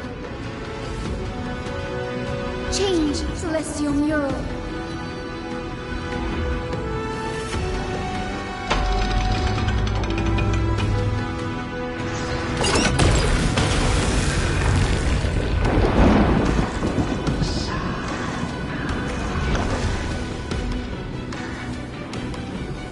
Looks like they're still avoiding us. I wonder if it's cowardice, or if they have something up their sleeve. I fear the Aquila of present has long lost their sanity. But instinct still drives them to flee from the shadows, to evade the Black Tide's encroachment. I have no knowledge of Celiosi's situation. But I am certain that the will behind that mark is not hers. She would not abscond like a disgraceful deserter, willingly exiled by the pursuit of dark clouds. It is time to leave this place. Lunavis awaits you at the next stop. A moment, please, Lord Solibus. I have one more thing I wish to do. What is it, girl? To honor the pact with Celiosi. Her descendants spent a millennium looking up at the sky. I believe my countless ancestors who lived for that purpose deserve to know the truth behind her legend. If you don't mind us knocking on the gates of the past, maybe I can peek into this place's history.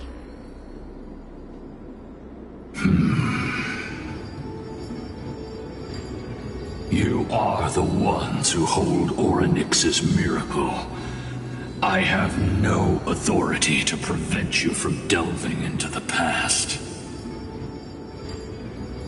Memi, Gray, could I please ask you for this favor?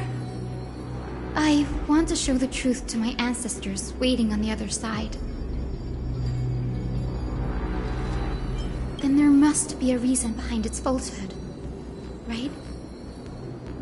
The scene here and the previous memories gave me a bad feeling. What else did the Skyfolk encounter after Celiosi challenged the god? I must figure out the truth behind the legend, even if it's for my ancestors' sake. Hyacinth, you're such a good child. Don't worry, I'm here. The memories surging here are even more intense than at the entrance. I'll gather them up now, and mold them, and mold them. All done! Thank you, Memi. Everyone, please, witness history with me.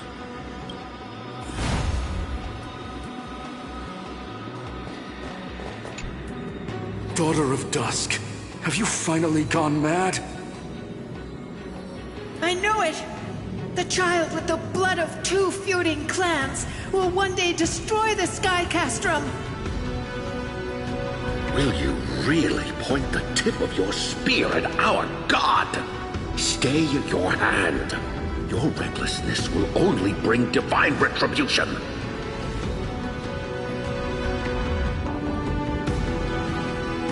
Divine retribution? Those innocent children of the Earth were sentenced to total annihilation by the god above, while they had nothing more than mere curiosity for things that lie beyond the sky. Look at yourselves. You call yourselves the Sunborn, yet you're unable to bear the blinding sunlight. You even consider sunburns and blisters as a gift from the gods. You declare yourselves the chosen ones, champions favored by Aquila. Yet you dare not even declare war upon the true threat of this world. Instead, you raise your swords and rattle them at your weaker brethren. You are all beyond saving. My father was also a disciple of the sun. But he taught me resilience and justice and guided me towards the light. He taught me wherever there is light, there is hope. Wretched people, I see no hope left in any of you. Even a shadow has more dignity than you lot. Even so, Daughter of Dusk, even so, you should not shatter our faith. Not just our faith. Aquila forged the sky. Nay, they are the sky itself. If they fall, what will this world turn into? A prophecy echoes from the horizon's edge. It heralds the advent of a new age. One not ruled by the Titans, but created by mortal heroes. I choose to believe in that prophecy. I must believe in any sign that promises to break the chains imposed on us by the old era. Any sign that will lead us to a new chapter of the world. If you wish to stop me from slaying the god, you'd better muster your courage and draw your bows. Let's see if I will be pierced by a hail of arrows first, or if you will be burned to ash by Solobis! How can we even fight you? You're the powerful Day Thunder Knight, a warrior goddess capable of trampling all lands. I am not a god, but the only mortal in this cage who is brave enough to defy the Warden.